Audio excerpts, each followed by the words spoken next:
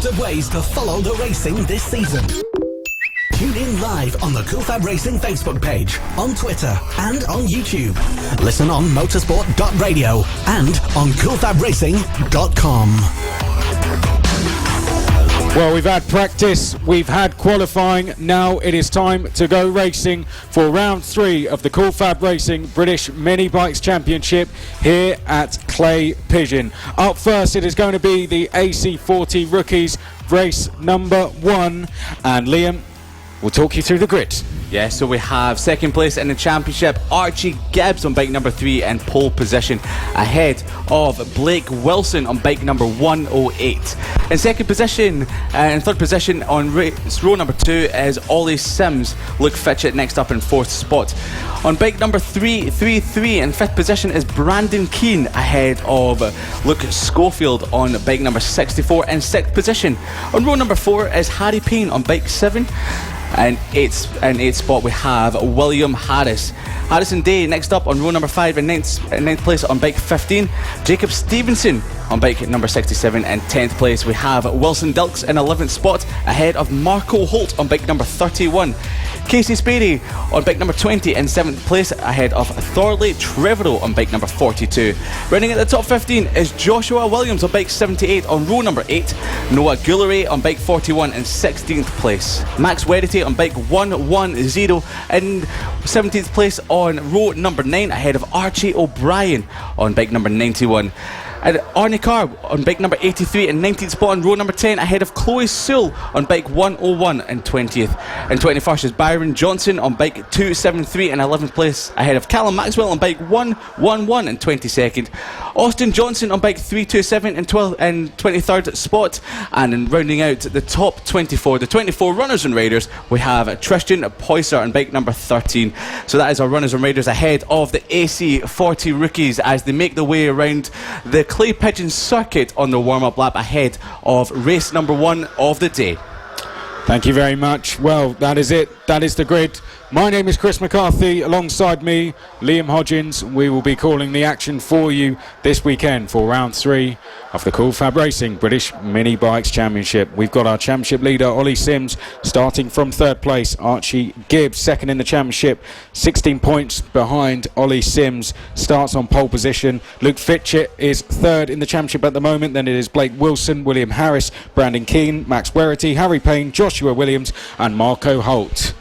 Well, we've just got final preparations taking place, and then we will be off and racing for the first time here at Clay Pigeon. Nerves will be rising down there on the grid. All the preparations have now been complete, and as the mechanics leave, they can only leave it with the riders. Wait for that green flag to fly. There it is, and we're off away and racing then for the first time at round number 3, and it was a good start there from Archie Gibbs, but he's lost the lead going into turn 1, so it looks like Blake Wilson leads the way then coming up towards the chicane for the first time. Wilson then turning through and down towards the hairpin. Archie Gibbs has dropped to second place. We've got a 3-bike breakaway out front, and then a bit of a gap back to fourth place, but a nice and tidy start as we go around the first lap. Just looking back, we had potentially one delayed rider, but other than that, doesn't seem like we've had any instance. Everyone is riding round safely, and out front is Blake Wilson. Blake Wilson, a fantastic start from second on the grid.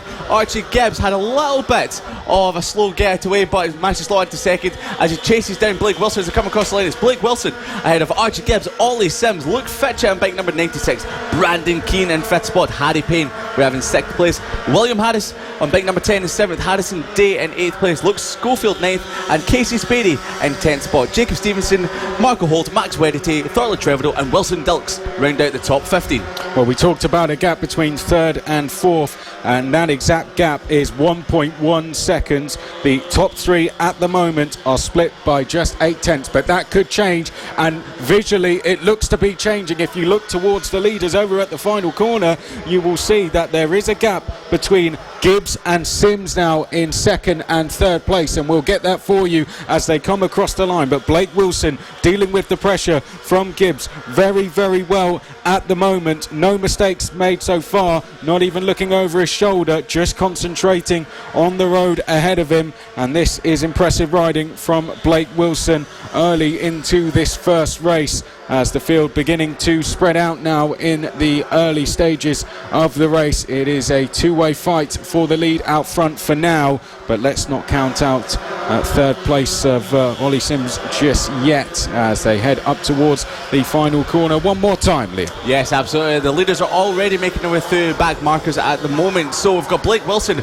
chased hard by Archie Gibbs there. Now Archie Gibbs has been leading most of the sessions so far this weekend, having it all his own way, but not at the moment, because Blake Wilson comes at the blocks. He must have had some Weetabix this morning, because he's already started very hard. We've got a great battle further down the field as we have a couple of riders coming across the line side by side. That was number 11 and number 20. So great battle further down the order there. So that was Wilson Payne, isn't it? yes, and I think it was also Marco Holtz. So that's a battle for just outside the top 10 at the moment. So we're going to have some great battles. Looking down towards turn number 2, we have a pass further down the field round the outside.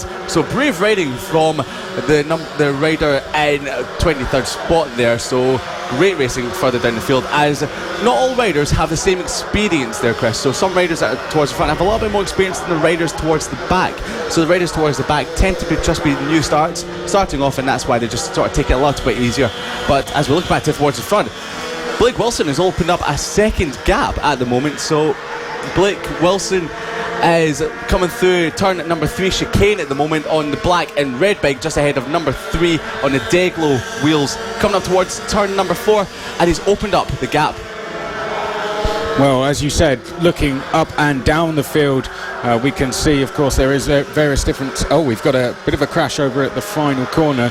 Leader just coming through the penultimate bend at the moment, the right-hander, and going up towards the last corner. We've got the red and black leathers there of our race leader, Blake Wilson. We're going to have 4 laps to go as they come across the line. In fact, I think it might be 3. Let's get confirmation of that as Wilson comes across the line, and it is 3 laps to go. So we are already well towards the end of this first race.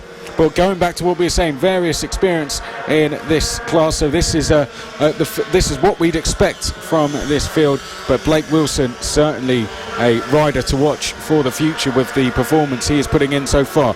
Then we have the likes of Gibbs, Sims, Fitchett, Keane, Payne, Harris, Day, Schofield and Sperry rounding up the top 10. Then it is Stevenson, Holt, Werity, Williams, O'Brien, Goulery. Then we have Arnie Carr. Trevorrow is in 18th place. Chloe Sewell in 19th. Johnson rounds out the top 20. Then it is Callum Maxwell, Austin Johnson, Wilson Dilks and Tristan Poyser. Yes, absolutely. As the leaders come across the line right now, Archie Gibbs has dropped back just ever so slightly from Blake Wilson. Blake Wilson opened up a 1.2 second gap on the previous lap. There we've got someone down at the... Well, I think that might be our race leader, Blake Wilson. Oh, it is. Down and turn number 2. He's up, he's okay, but furious with himself after that. So Archie Gibbs has been gifted the race lead at the moment as he heads into turn number 4. Incredible stuff there, Chris. Yeah, Archie Gibbs now in the white crash helmet, just going through the hairpin, having just gone through the hairpin now into the left-hander. We've got Archie Gibbs on the number 3 there, just heading up to the right hand of the penultimate corner, and he is now the race leader. Well, it's not how he would have expected to take the lead. It's perhaps how he would not have wanted to take the lead, but nevertheless, he'll take it. Archie Gibbs in the lead, coming up towards the line, and that is the sign that we only have 1 lap to go.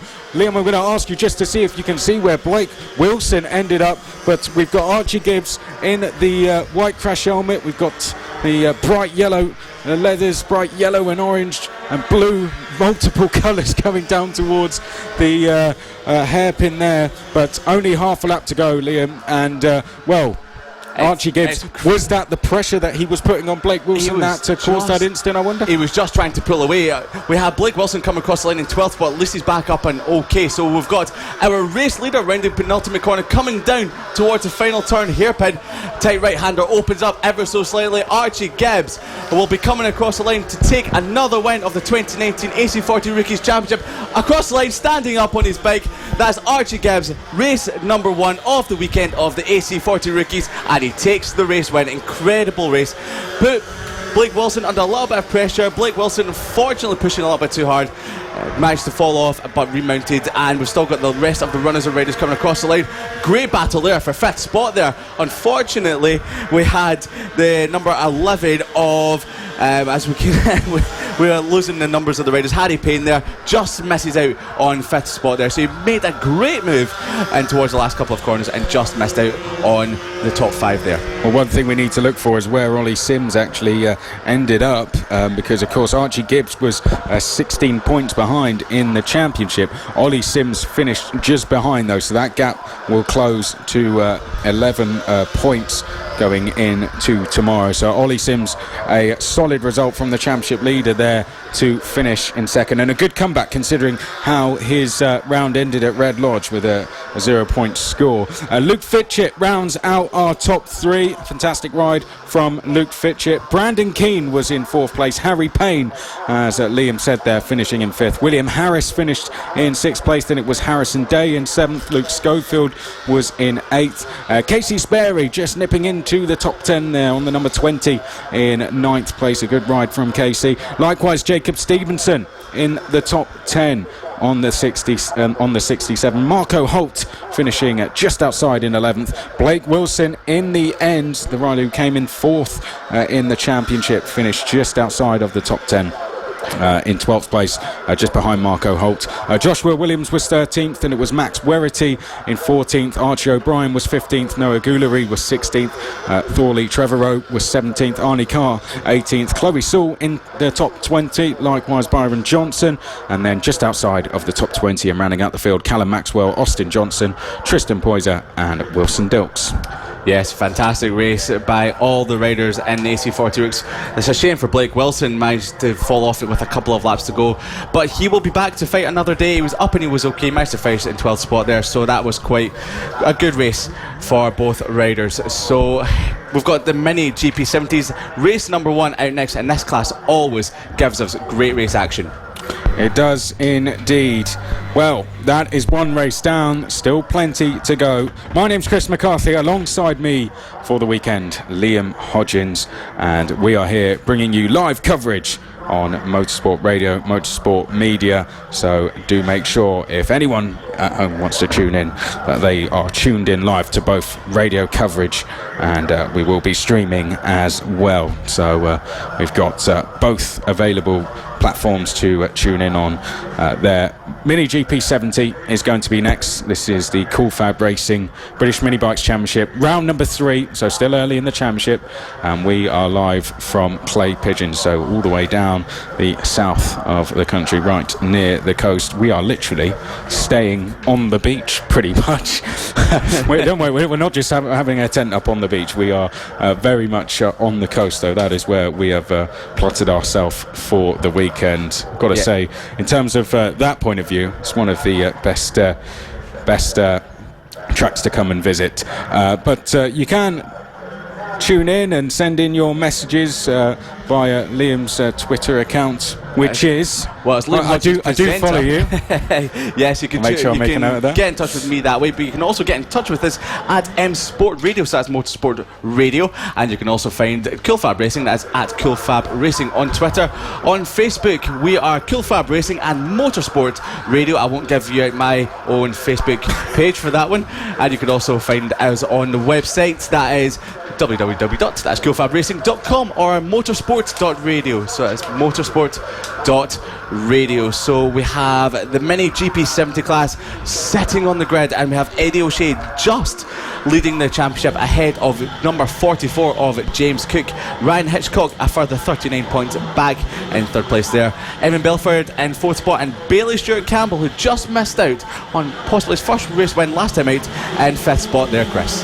Well, let's go through the grid for you. Mini GP70. Ollie Walker will start from pole position. Evan Belford alongside Eddie O'Shea, and Bailey Stewart Campbell will be on row number 2. Then it'll be James Cook and Ryan Hitchcock on row 3. Emmanuel Brinton and Harrison Crosby on row 4. Johnny Garness and Alfie Davidson will round out the top 10. Just outside, Owen Mellor and Carl Payne will be row number 6. Thomas Gomez and Dylan Mellor will be row 7. Carter Brown and Saffron Watley will be on row number 8. and then we will have Jack Kirsch on the ninth row, of the grid. That is how they're going to set for Mini GP 70. They're just rolling up to their grid positions now. And to talk you through the race start, here's Liam Hodgins. Yeah, so we have Ollie Walker on bike number 48 starting in pole position. The Raider there sits down in 9th place in the championship with the best results so far this season of 6 spots. As the flags are up and ready, we have the Mini GP 70s ready for the start of the action with the final marshals setting up the riders on the grid. They're coming off and we have the green flag about to be put in the air. It's up and it's ready, and we've got some creeping at the front. Not quite yet. There was an aborted start. So we had the front row trying to get a bit of advantage. Do we have an aborted start? The flags are still up. The red flags come back out again. So just setting the riders back to where they were. Green flag up again. It's down, and a great start by Evan Belford in 2nd spot, number 52 into 1st place. Bailey Stewart Campbell, great start from 5th up towards 6th spot. He's been touched, he's been clipped, and he's running off the track. No, he's managed to hold it. He's dropped back to 5th position there. That was Ollie Walker that put up the inside of Bailey Stewart Campbell and just touched the rider in front, but thankfully Bailey Stewart Campbell did stay on the bike. He's dropped back to 5th spot at the moment, but in the lead is Evan Belford, just ahead of our pole sitter Ollie Walker.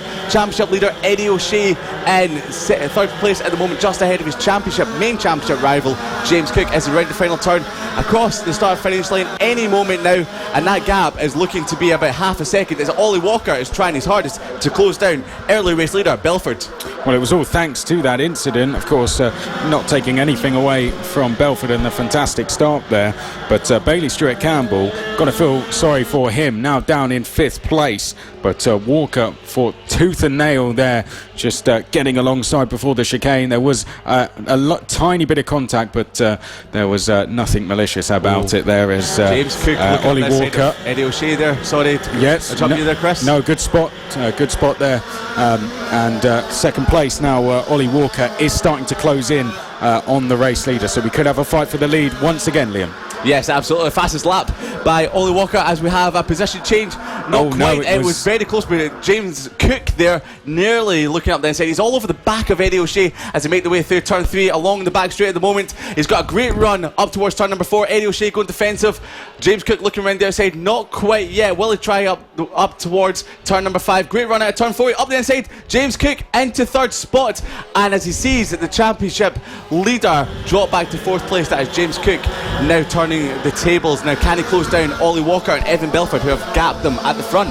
Well, that is a big fight there between our championship leaders. James Cook only 4 points behind Eddie O'Shea at the moment, and now Bailey Stewart Campbell wants to get involved as well as they head down towards turn number 2. 13 laps remaining, so still plenty of time in this race for the likes of Bailey Stewart Campbell to get up into the top 3 positions, but James Cook will have his eyes set on the top 2, who are getting closer and closer every single lap. You can just visually see that gap coming down, then away from Bailey Stewart Campbell, very close behind, very close battle going on for 5th place. Likewise for 7th, 8th, 9th is fairly equidistant there, and we've got a nice little battle right at the back of the field going on as well. We'll pick that up in just a second. That's James Kirsch and I think Harrison is that James Kirsch and Saffron Watley, but the gap between our top 2 is 2.5 tenths. Then it is 1.3 seconds back to James Cook, and Bailey Stewart Campbell now into 4th place. Bailey Stewart Campbell is absolutely on a mission right now, but we've had a change for lead nearly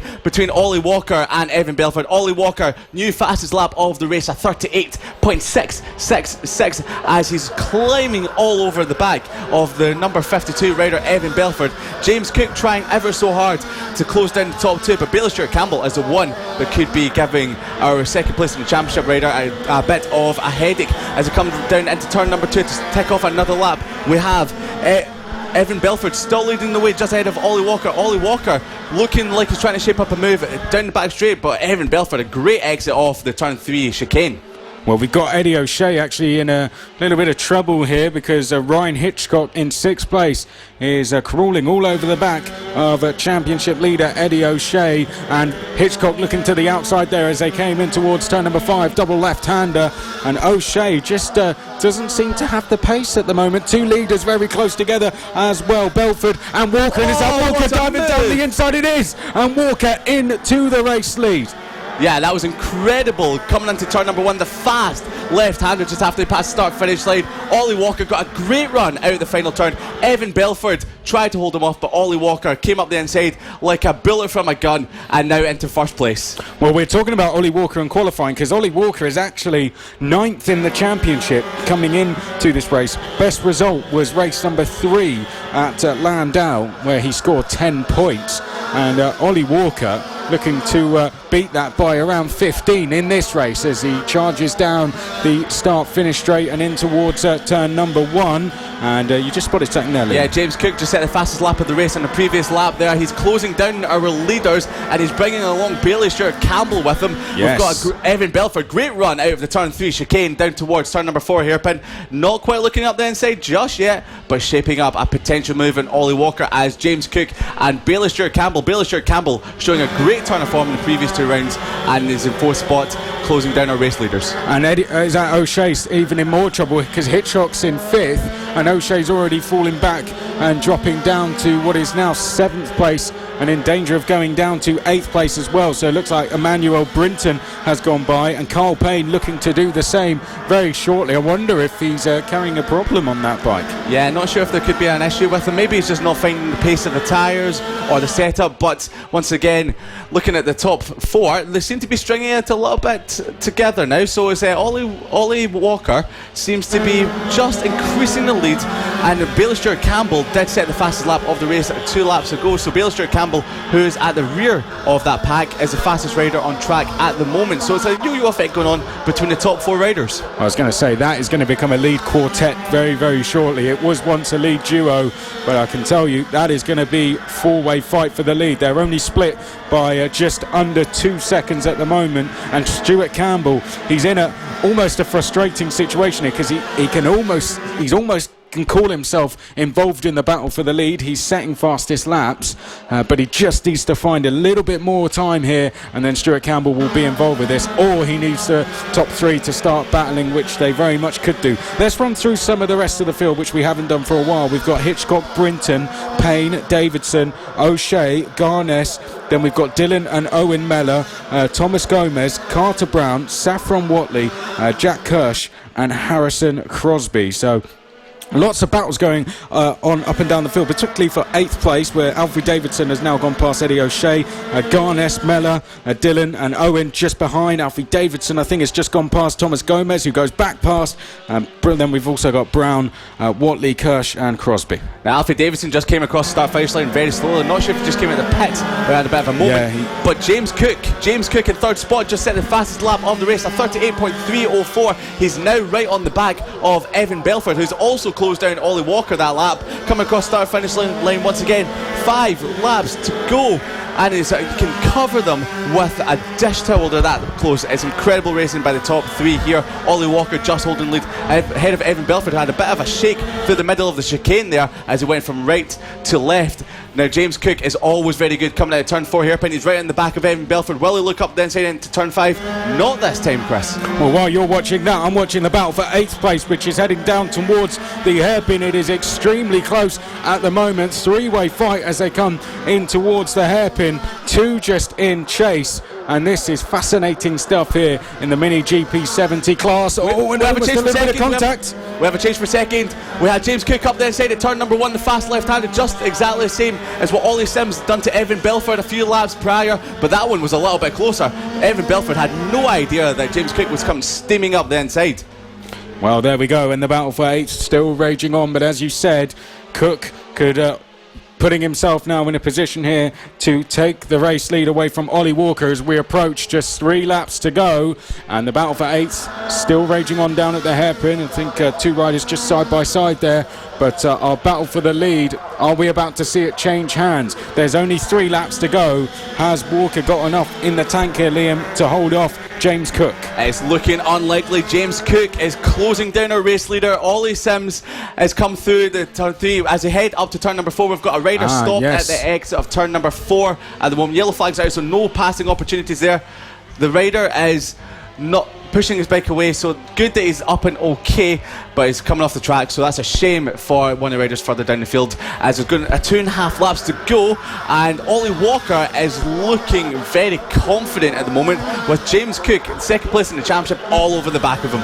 Here we go then, just 2 laps remaining now for Cook to try and make this move on Ollie Walker. Ollie Walker, fantastic stuff, as we said, 9th in the championship coming into this round, and Ollie Walker is now just 2 laps away, make that a lap and a half away from taking a race win. It'll be his first of the season. They're just approaching a trio of back markers at the moment. We can see on the silver, red and black bike there, that is Ollie Walker, our race leader, now just coming through the last corner. We're about to start the last lap, Liam. Yes, this is very tense stuff at the front. There's back markers just in front of Ollie Walker and James Cook. Ollie Walker gets an amazing run from the final turn, so he just gets enough ahead of James Cook, so James Cook cannot pass him up the inside into turn number 1. Now Ollie Simpson's got a back marker in between him and James Cook. Now that is good news for Ollie Walker, bad news for James Cook, but there's 2 more back markers for the leaders to get over to taking. So Ollie Walker on bike number 48 coming down to turn number 5, overtaking a couple of more back markers. Not quite there, Chris. No, well, we've only got 2 corners to go. Ollie Walker there is just going up the inside of one of the back markers now, but can't quite do it. But Ollie Walker on the silver, red and black motorcycle coming up towards the start-finish line, and Ollie Walker just about takes the win. Well, that was very, very close indeed. Ollie Walker just able to hold off James Cook, and Ollie Walker, his best point score coming into this, 10 points in race number 3 at Landau. And Ollie Walker has just proved that he can beat anyone in this championship. And James Cook giving him a thumbs up there, and now a handshake. Good respect shown between the 2 race leaders. James Cook, a fantastic result for him. He's going to now go straight into the championship lead with that, considering the problems we had for Eddie O'Shea. Evan Belford was 3rd place. Here's Liam to talk you through the rest. Yeah, so Bailey Stewart Campbell was in 4th spot there. Ryan Hitchcock in 5th place there. Great ride from Ryan Hitchcock on bike number 43. Emmanuel Brinton in 6th place there, ahead of Kyle Payne on bike number 25. Johnny Garnett showing small amounts of improvement every single round in the Mini GP70 class. He finished in 8th, ahead of Dylan Mellor on bike 31, and Owen Mellor rounds out the top 10. Thomas Gomez in 11th spot, and Eddie O'Shea dropped all the way down from 3rd spot down to 12th after he got a great start, but 12th spot for our former championship leader on bike 114, just ahead of Saffron Watley, Carter Brown and Jack Kirsch round at the top 15. Alfie Davidson and Harrison Crosby just missed out on the points. Fantastic racing from Mini GP70. 2 races done so far, plenty more still to come. Hope you're enjoying what you're listening to so far. This is fantastic racing. You are listening to live coverage of round 3 of the Cool Fab Racing British Mini Bikes Championship here from Clay Pigeon, live on Motorsport Radio and Motorsport Media. I'm Chris McCarthy. Alongside me is Liam Hodgins. And next up is we're going to have the AC40 Pro, race number 1 for AC40 Pro. That'll be followed by PB140 and Moto Team. Then we'll have the Junior LC40 Elite, the Senior Mini Motos, the Mini GP50, Extreme 200s, and then the sidecars to round us off. Well, I've got to say, Liam, glad to be here commentating on this, because we're being treated to fantastic racing so far. Yes, absolutely. The AC40 rookies and obviously the Mini GP70s have given us 2 fantastic races for the Saturday afternoon. The Mini GP70s once again providing some intense race action. James Cook showing his championship credentials at the moment. Consistency, lots of podium finishes in the last couple of races, and of course Ollie Walker, who has been consistent, but he's been consistent. Best result going into this race was a 6th spot. He's now up to first, managed to take a 1st position in that previous race. Eddie O'Shea, unfortunately, finished in 12th spot. He's going to lose his championship lead. Still in 2nd place at the moment, but Ryan Hitchcock, Evan Belford and Bailey Stewart Campbell are seriously closing in on our former championship leader. Well, here we go then. This is AC40 Pro. As we said, we're going to have 1 green flag lap and then we will go racing. That is the standard procedure. And Mason Foster is our championship leader from Samuel Munson, and Ethan Spark, Clayton Edmonds, Finn and Werity are top 5. But as the riders get ready to go on that green flag lap, let's talk you through how they are going to start. Mason Foster will start from pole position with a 42.814. Clayton Edmonds a 42.970 in qualifying. Row number 2 is Samuel Munson and Ethan Sparks. Then we have Cameron Saul and Henry McCartney on row 3. Charlie Huntingford and Finn and Werity are on row 4. Holly Harris and Keaton Payne, row 5. Greg Marshall and Warwick Brady on row number 6. And rounding out the field, Aston Dean. Yes, so as the AC40 pros make their way around the warm-up lap to make their way onto the grid, Mason Foster has won 5 out of the first 6 races so far in the 2019 AC40 Pro Coolfab Championship. The only one he didn't win was when he was leading the race at race number 2, round number 2, Red Lodge, last time out, where he fell from the lead in damp and treacherous conditions, and we had the likes of Ethan Sparks on bike number 62 picking up the race win from that race, but we have Samuel Munson in second spot with a hat-trick of third places at Clandow in South Wales round number 1, and a hat-trick of second places at Red Lodge. There's a trend out there, isn't there? So it's going to have to be a hat-trick of race wins coming into round number 3 this weekend. But he's not been having it all his own way. He's been struggling a little bit down the field, and he's in third spot. So Clayton Edmonds next up, and Mason Foster in pole position. So as the green flag is up, the AC40 Pro race is underway, and a great start by Clayton Edmonds in second position, but he just got left off the line by Mason Foster into turn number 1. As they make their way through turn number 2, it's Mason Foster, our championship leader, in first position, just ahead of Clayton Edmonds, who's just now dropped back behind Samuel Munson into his third spot there. So Mason Foster up towards turn number 4 at the moment, and through turn number 4 into turn number 5. There's some changes further down the field at the moment. We have Huntingford, Keaton Payne, Holly Harris all battling out for the fringes of the top 10, but Clayton Edmonds has to make his way up into the second spot again, because it looks like Mason Foster, as he's about to start lap number 2, is now stretching the lead of the race. Yeah, that was a very, very good first lap there from our pole sitter. And is that a change for second place? I think it was, yes, perhaps, well, almost. But 2 riders there going side by side. It's getting very close indeed as we go on to lap number 2 then. But out front, no such problems for our race leader. So Clayton Edmonds and Samuel Munson there. There was definitely a little bit of passing going on in the early part of the lap. Edmonds is now up to second spot ahead of Samuel Munson, so I think he managed to just sneak ahead early on in the lap there. So he needed that because he doesn't want Mason Foster to jump away. No, he doesn't, and he can see that there's a gap growing, and that gap was at 7.5 tenths, but with the move that Edmonds made last time around, we will see if that's extended. So we'll have a look when we get the gap. And although Clayton Edmonds has gone into second, he's going to have to deal with the likes of Samuel Munson and Ethan Sparks. The gap actually did go up to 1.3. And that was almost an attempt there from Munson, wasn't it, as they went down to the hairpin. But I think Munson may try into the left-hander. It was just a variation of line, I think, rather than a attempted move. Ethan Sparks, 4th place. And then just behind in quite a lonely 5th at the moment is Cameron Saul. Then we have McCartney, Huntingford, Werity, Payne, Harris, Marshall, Brady and Dean. Yes, absolutely. Just looking back at that battle for 6th spot, it's as ferocious as the battle for 2nd. As they come across start finish line right now, looks like Huntingford is just holding off the likes of Payne and Harris as they come across start finish line at the moment, and we've got a change for second spot. We nearly do it. Wow, Munson nearly up the inside of Clayton Edmonds into turn number 4 there, and we also had the rider in 4th spot nearly pushing his way through as well. So this is great racing, and Mason Foster, to the delight of 2nd, 3rd and 4th, isn't pulling away as quickly as they might have thought.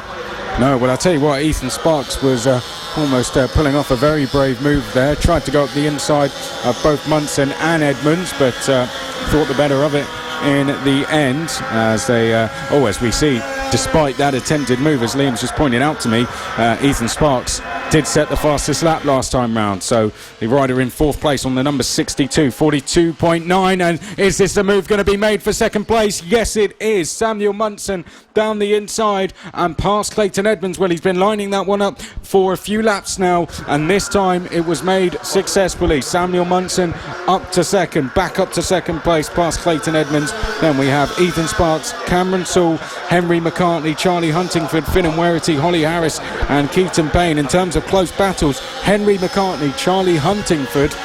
Oh, as we've got someone down somewhere. Yes, we have. That looks to be the number 76 of Huntingford. Well, I was just going to say McCartney, Huntingford and Werity was a really close battle on track.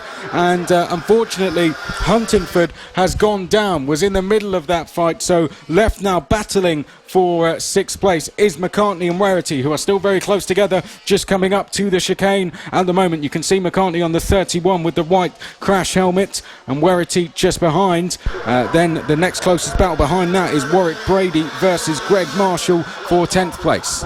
Yes, that's incredible racing right there from the likes of 2nd spot. That is Samuel Munson, Clayton Edmonds, Ethan Sparks as they come across the line like that. Are they catching our first position rider of Mason Foster? No, they're not. They've just dropped back a couple of tenths of a second. But Samuel Munson is making a move to hold 2nd. Clayton Edmonds through turn number 3 up towards turn number 4 at the moment. Clayton Edmonds looking for a gap, not finding it just yet. They're both lunging up towards turn number 4. This could end in tears. Yeah, it could do, but this is why they're dropping back, Liam. They're just fighting just a little bit too hard, and Mason Foster's job is just becoming a little bit easier at the moment. There's no closer battles than this looking around. There certainly was a lap or two ago, but at the moment things all around the circuit seem to have settled down, but things are just getting even more intense in the battle for 2nd, as there goes a lunge from Clayton Edmonds, but I think backed out of it in the end. So it is still Munson in 2nd, Edmonds in 3rd and Sparks in 4th as they now blast down towards the hairpin with on the what is going to be the penultimate lap next time. Oh, in fact, it is the penultimate lap, so we already are getting towards the end of the race.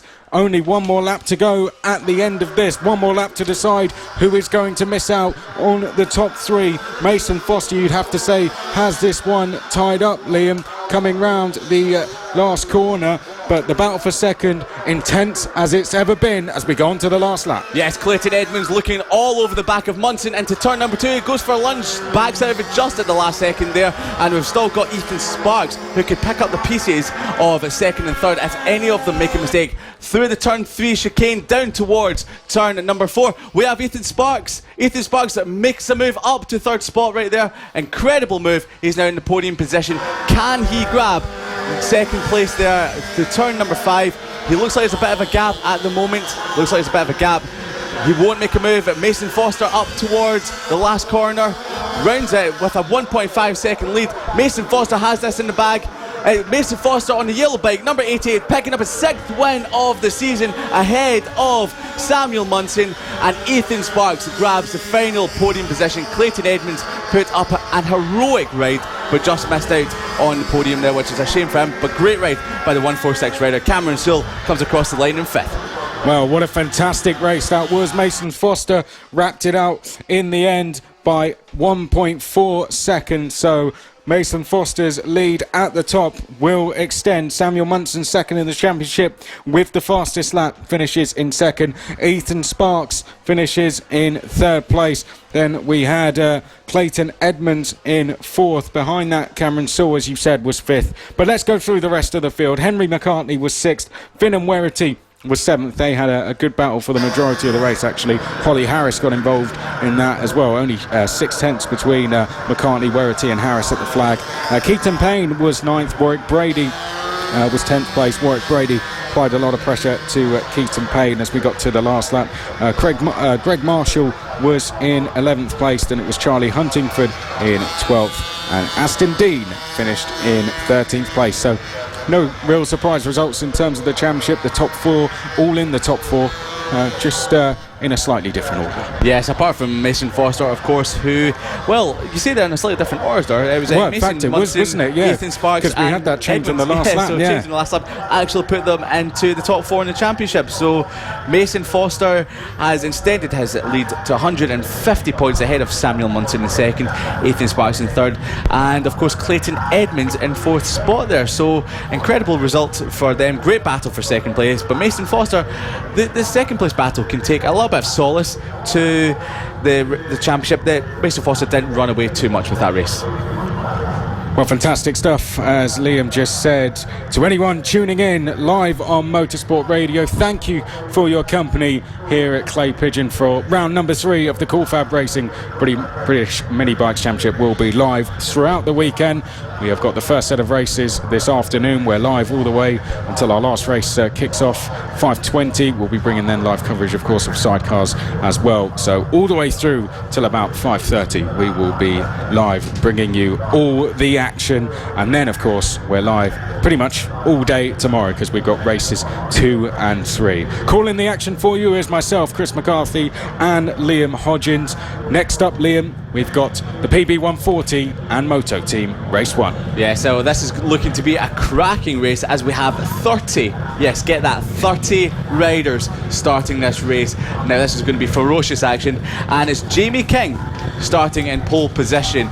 Now we just had Brandon Pearl, who's racing in Extreme 200, saying that he is absolutely bricking it at the moment. So that is Jamie King on bike 76 in pole position ahead of Matthew Bolsover, who returns for round number 3, missed round number 2 at Red Lodge, but he is back for Clay Pigeon ahead of Leo Corfield on bike number 14. Richard Holmes Williams, who picked up a few race wins at the previous round, is in 4th spot ahead of Harvey Claridge, the British Talent Cup rider, starting in 5th place there. In 6th place is bike 448, that's Cameron Corfield.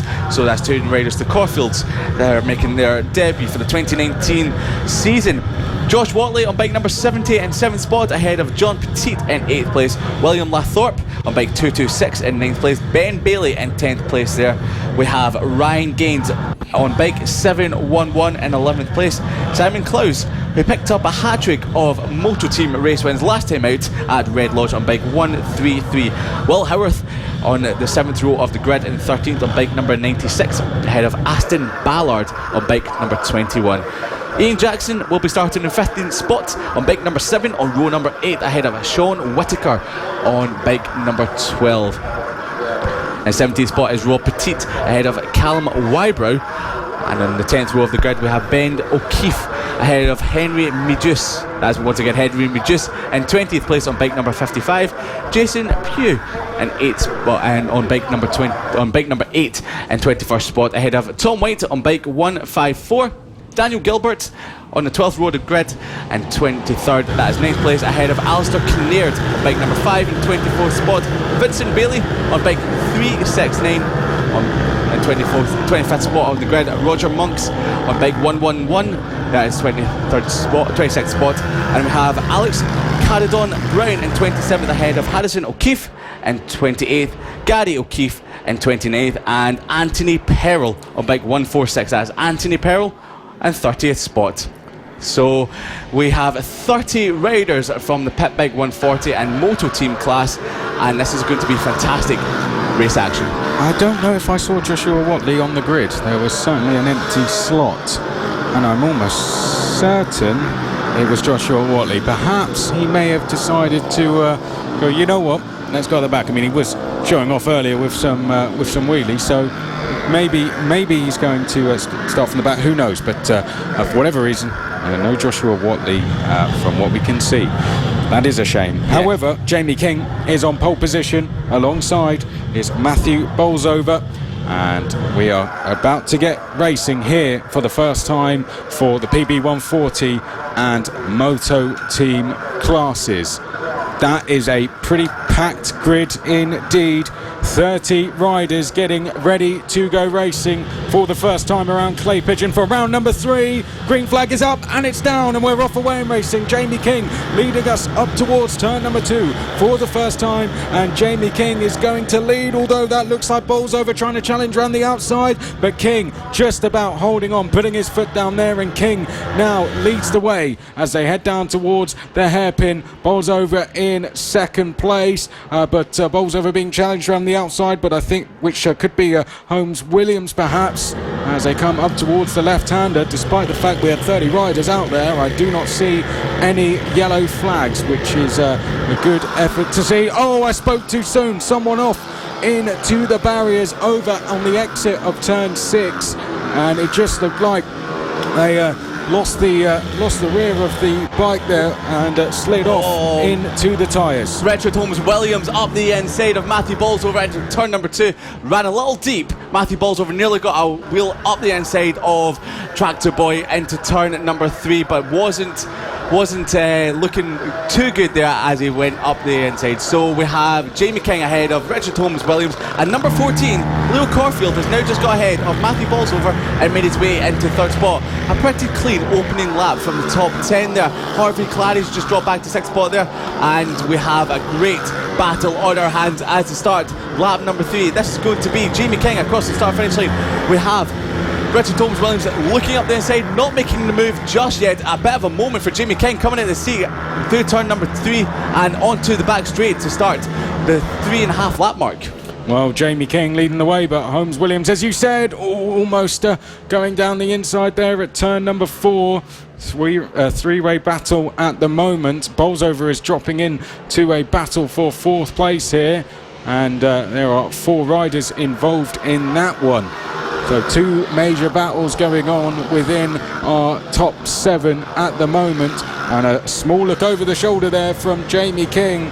Sees Richard Holmes Williams just behind, and then behind that we have Richard Holmes Williams. That's off at turn number 2.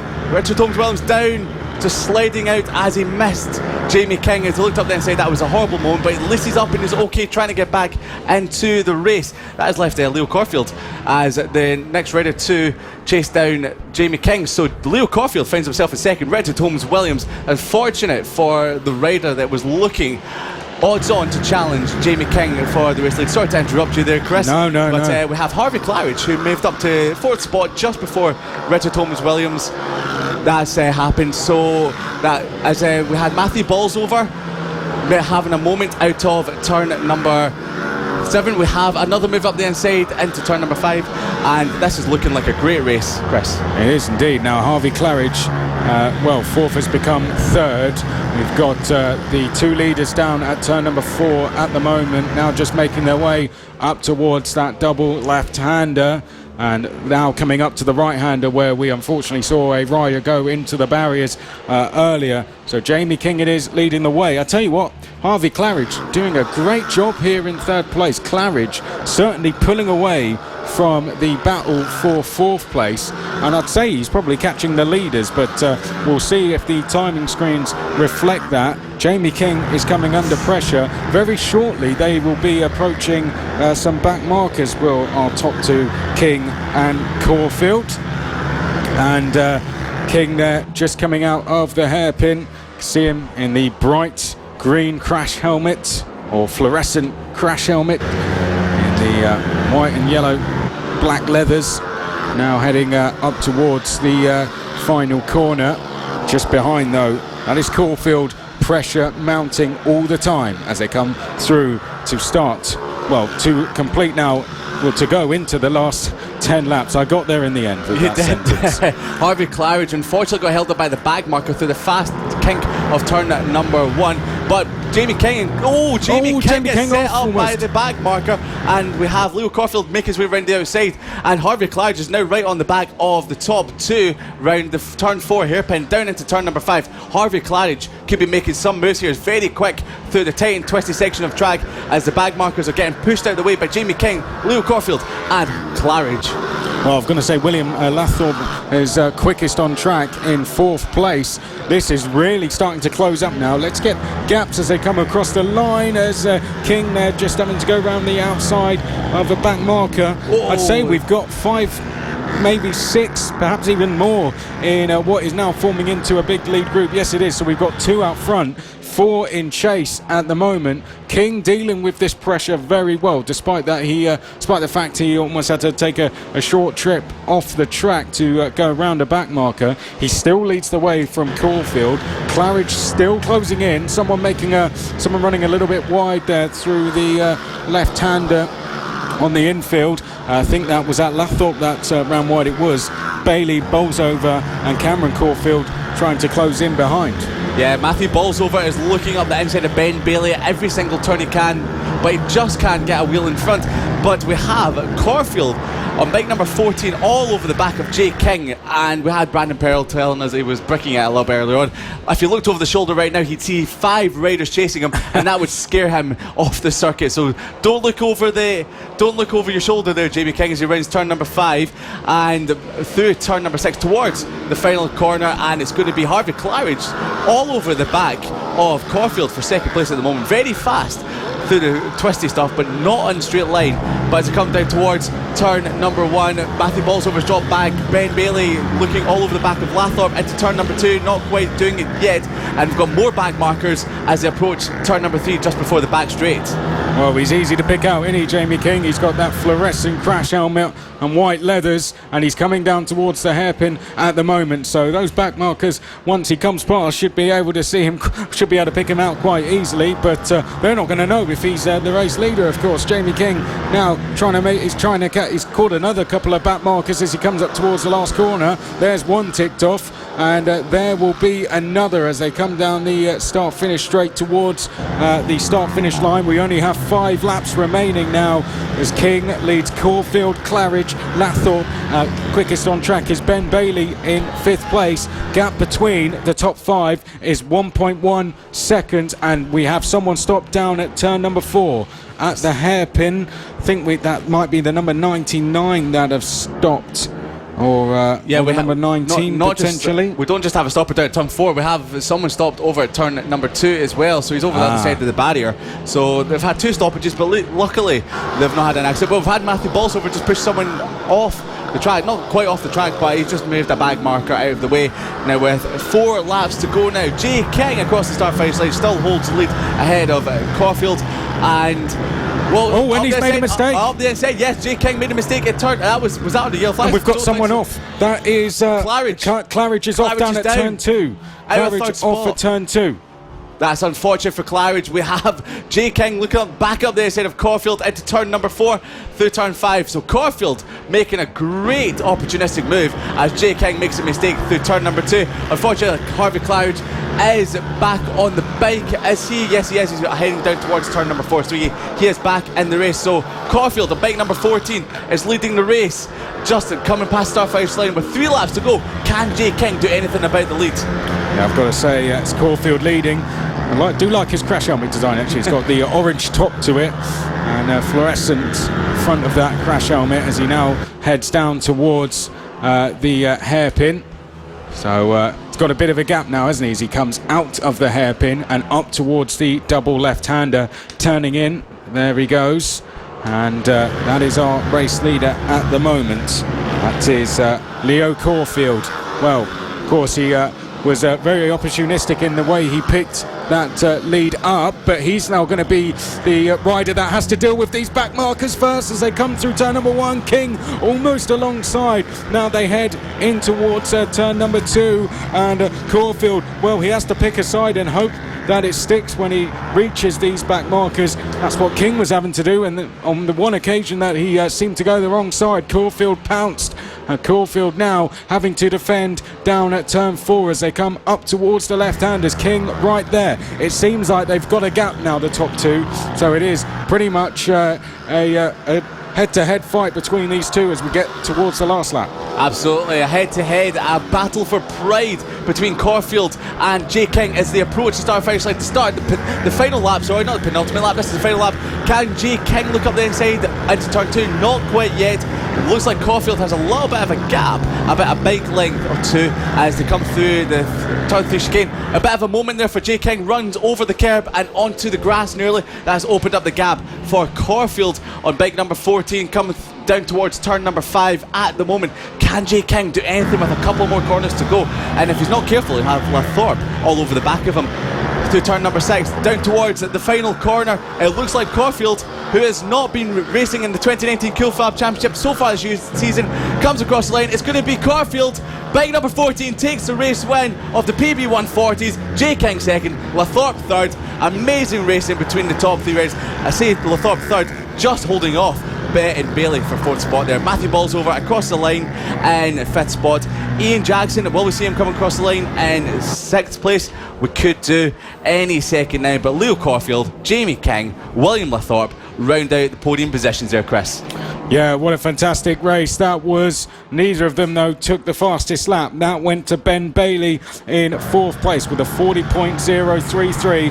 Matthew Bolsover in 5th. Harvey Claridge was 6th place, despite that... It was Harvey Claridge, wasn't it? There's so much that happened in that race. I'm pretty sure it was Harvey Claridge who pretty much went down at one point. But Ian Jackson was 7th place. Cameron Caulfield was 8th. Richard Holmes Williams was 9th. Simon Clowes was 10th place. Aston Ballard was 11th. Then it was Ryan Gaines in 12th. Henry Majus was 13th place. I'm pretty sure he started a little bit far down the field. So Majus making up quite a few positions there. Sean Whittaker 14th. And then we had...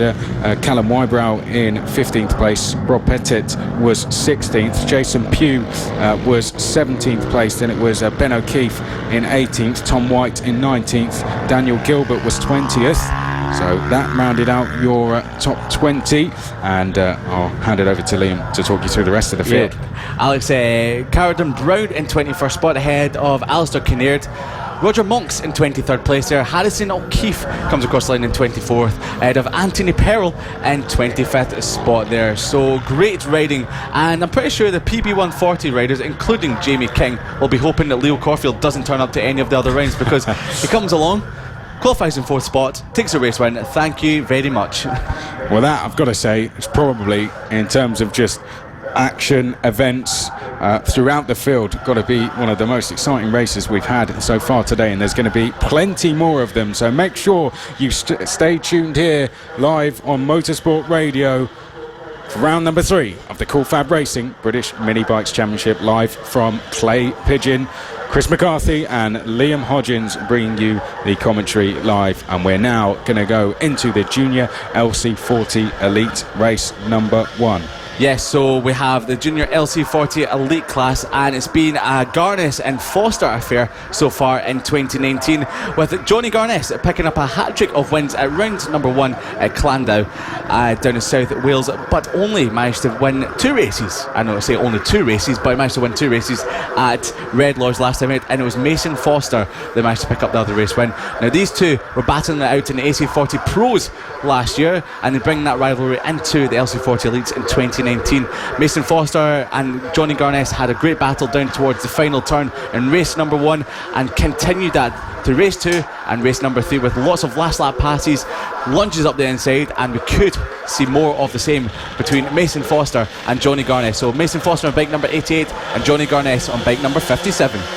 Well, Johnny Garness on pole position. Mason Foster starts on the outside of row number 1 as they set off for their green flag lap. Emmanuel Brinton and Ronnie Harris are going to be on row number 2. Clayton Edmonds and Cameron Sewell will be on row number 3. Then it will be Ethan Sparks and Josh Bannister on row number 4. Behind that we'll have Samuel Munson and Charlie Huntingford. Then it will be Holly Harrison, Finan Werity, Keaton Payne and Greg Marshall will be row number 7.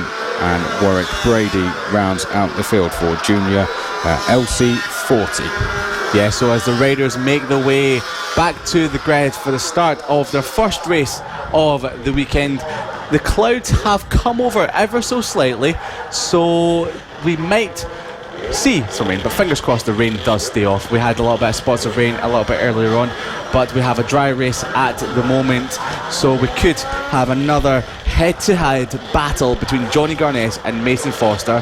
Garness qualified 500th of a second. I say 500th of a second. That was half a second ahead of Mason Foster in qualifying, as all 15 riders are on the grid waiting for the green flag. It's up, and the green flag is down. All 15 riders make a great start, but Mason Foster makes the best of all, but Johnny Garness will not let him take the lead into turn number 1. It's Johnny Garness ahead of Mason Foster and Ronnie Harris into third spot, but it could be Emmanuel Brinton on bike number 93. It is in third spot there, so we have Ronnie Harris back in fourth, but as I say that, we have Ronnie Harris is making his way up past Emmanuel Brinton into third spot there.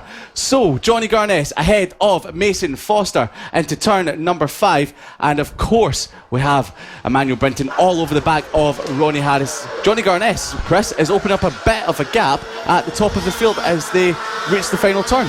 Yeah, Garness doing a really good job here at the moment, just extending a lead as he goes through turn number 1. I can tell you, Garness, who probably won't even be looking over his shoulder, will be very happy with that, as we almost saw a move for third place there. Didn't quite work out in the end. Emmanuel Brinton who nearly looked up the inside of Ronnie Harris. Yep, good spot, and it didn't quite pay off that time, but there is still a long race to go. We've still got 9 laps to go in this one, and Garness pulling away up front. But our main focus for the time being is this battle for third place, involving the likes of Brinton, as you said. They're just heading up towards the final corner at the moment for the second time. And Garness, well, he had a gap of 0.7 of a second. It could almost be double that as he comes across the line.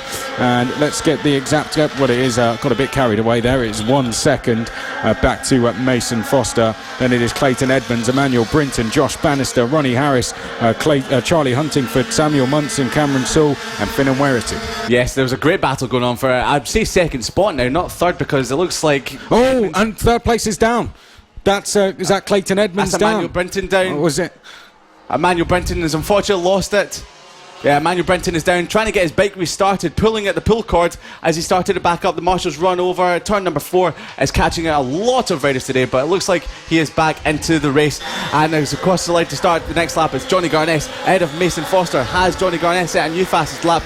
Yes, he has. A 41.9, extended the lead by half a second. It's went from 1 second up to 1.4 seconds. Edmonds, Bannister and Harris are chasing down Mason Foster really hard to try and get second spot before the end of this race. Well, you're spot on. It was Emmanuel Brinton who went down, and that reduces the amount of riders now we have in this battle for what is third place, because Mason Foster is starting to extend a little bit of a gap over that. It's just under half a second at the moment.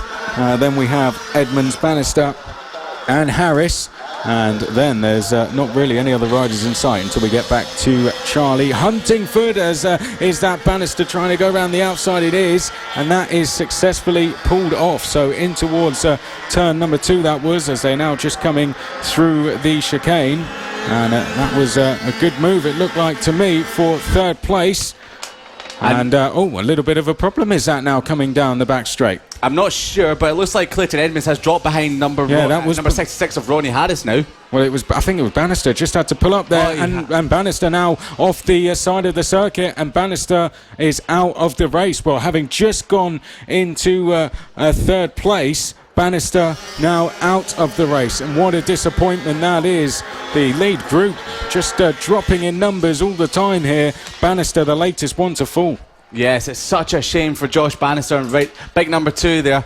He's looking unhappy, but fortunately he didn't fall off. It was a bike issue, so yeah, nothing wrong with the rider there. Oh, we have a moment there for number 3. They're coming through the chicane up to turn number 4. That was Clayton Edmonds losing the front as he came through the chicane. Managed to hold it up, Mark Market style, but still in third spot. Well held to Clayton Edmonds.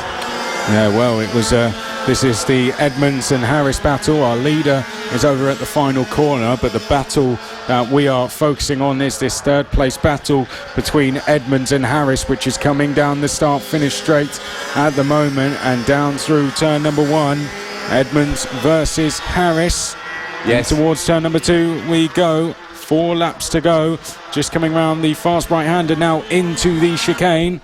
This third and fourth on track as they now head down the back straight towards the hairpin. We still have yellow flags out with Bannister just being taken to a place of safety. And now is this going to be a challenge for third with the yellow flags in?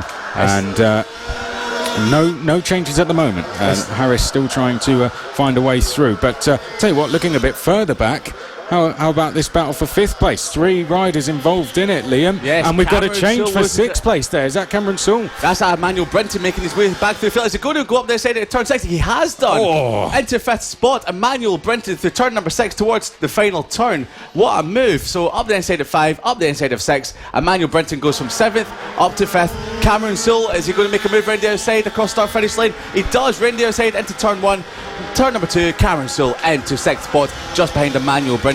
Amazing, epic racing all the way down the field here, as we have Johnny Garness extending the lead ever so slightly ahead of Mason Foster, but Mason Foster is putting in some good laps to pull away from the battle for 3rd, and we have Clayton Edmonds just still holding that off ahead of Ronnie Harris. Well, look at this 3-way battle just behind the Emmanuel Brinton battle as well. This is for the lower overs. This is down the lower order of the top 10, just heading through the penultimate corner now. Good 3-way scrap going on here.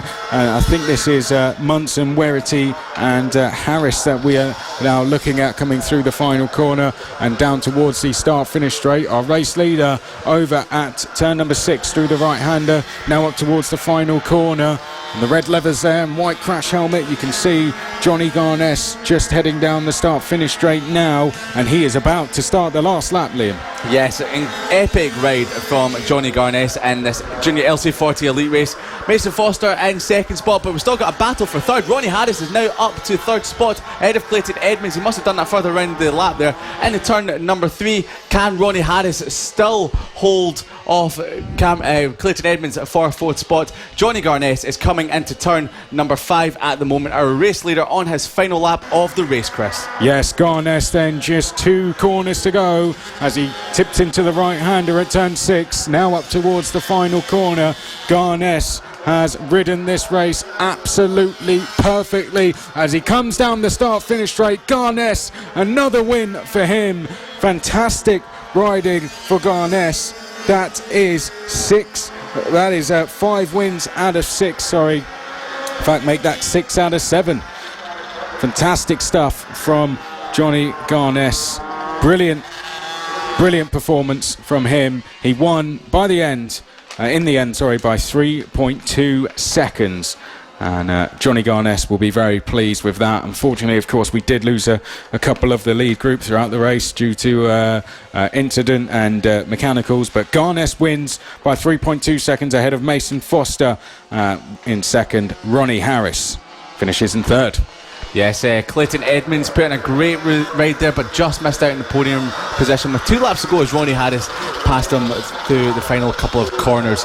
Emmanuel Brinton fell off earlier in the race, but managed to recover up to 5th spot. Cameron Sewell, 6th place, losing 5th place with a couple of laps to go. Charlie Huntingford in 7th on bike 76. Samuel Munson, the Munson burner, in 8th spot. Finnan Werity ahead of Holly Harris in 10th place. Warwick Brady in 11th ahead of Keaton Payne, and Greg Marshall running at the top 13, and Josh Bannister and Ethan Sparks running into problems throughout that race and didn't finish, but thankfully they were up and okay.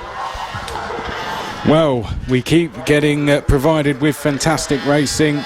Garness just putting on a perfect display for us there over the 10 laps. Took the fastest lap for good measure as well. Garness, he's already been hard to beat this season, and he's proving that once again. Well, you are listening to live radio coverage here from Clay Pigeon on Motorsport Radio. Senior Mini Motos coming up next. My name's Chris McCarthy, Liam Hodgins alongside me. Thank you for tuning in. If you are with us wherever you are listening from, we are being provided with fantastic action here at Clay Pigeon for round 3 of the Coolfab Racing British Mini Bikes Championship. It's been great so far, hasn't it, Liam? What have been some of your highlights so far, would you say? I mean, the Mini GP70 race, you cannot deny how amazing a race that was, all the way down to the final couple of laps. New race winners, new podium positions, and we've got a new championship leader in the hands of James Cook. The Pit Bike 140 class once again showing us how good a class that is, and Leo Caulfield, who I've not seen so far this season, taking his first race win of the year ahead of our championship leader Jamie King. A lot of runners and riders slipping off, but thankfully we've had them back up and okay. 30 riders in that class. This is going to produce some great racing for the next 2 races tomorrow, and obviously we've got more racing action coming up today. We've got the Senior Mini Motos race number 1 coming out next, but after that we've got the Mini GP50s race number 1 ahead of the Extreme 200s and Sidecars race 1. Senior Mini Motos just coming out onto the grid now, and they'll just be getting ready for their green flag lap. Matt Birkin is our championship leader at the moment. Matt Birkin with 2 wins and a second at round number 1, two third places and a third win, another win, at round number 2. Matt Birkin, with all of that, leads the championship by 6 points from Bernie Hook, with Will Howarth some 51 points back from the top 2. And Liam Hodgins will now talk us through the grid for the Senior Mini Motos. Yes, championship leader Matt Birkin starting on pole position for round number 3 ahead of Will Howarth on bike number 96, ahead of Bernie Hook on bike 0 in 3rd spot, Simon Huntingford on bike number 47 in 4th place, Josh Birkin in 5th spot, ahead of Andy Whedon on bike number 7, Rob Petit on bike 8 in 7th spot, ahead of Nick Bennett on bike 711. Ross Michael in 9th spot on bike 79, ahead of Neil Skinner, who rounds out our 10 runners and riders ahead of the Senior Mini Moto race number 1.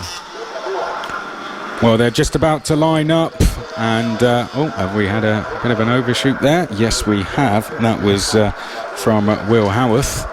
Trying to get a head start ahead of Matt Birkin. I was going to say, if any of our riders that are usually with us that are not quite here, please do give us a tweet or a message and let us know that you are enjoying the coverage. Right, we're going to get ready to go racing for race number 1 of Mini Motos, and we are off. Will Howarth taking the lead straight away in towards turn number 1. Matt Birkin dropping to 2nd place. Oh, who was that? Was that Simon Huntingford that's gone round the outside? That was Bernie Hook, outside of 2nd and 3rd there. What a great start by Bernie Hook. Yeah, good spot to pick that one up. So Bernie Hook round the outside of not only 1 but 2 riders as they went through turn number 2. That looks like Matt Birkin retaking a place. So back up to 2nd. Now wants to get up to 3rd place, of course. So looking a little bit wobbly though, Matt Birkin, as he came through turn number 5 at the horseshoe. And now coming through the final corner. Looks like everyone's through safely, and Matt Birkin in chase of our race leader as we come across the line to complete lap number 1. Matt Birkin, who's been on the top step, as we mentioned already a few times, but if the flag were to fly now, that would belong to Bernie Hook. Will Howarth in 3rd, Simon Huntingford is 4th, Rob Petit is 5th place, Andy Whedon is 6th, and it's Josh Birkin, Nick Bennett, Ross Michael and Neil Skinner. Yes, absolutely. Matt Birkin's got a little bit of work to do as Bernie Hook looks like he's opening up a slight advantage at the top of the field. Will Howarth on bike number 96 just behind Matt Birkin. Can he close the gap before the end of the race? It's looking tough, but Matt Birkin onto the home straight, chasing down Bernie Hook. Can we see a new fastest lap from Bernie Hook as he extends the gap at the top of the field? So it's going to be Matt Birkin in 2nd spot, chasing down Bernie Hook, the Hookster, as some people call him. So that's going to be a great battle as the race continues. Well, it doesn't look like Will Howarth is done with Matt Birkin just yet, as he's closing him down round the turn 4 hairpin.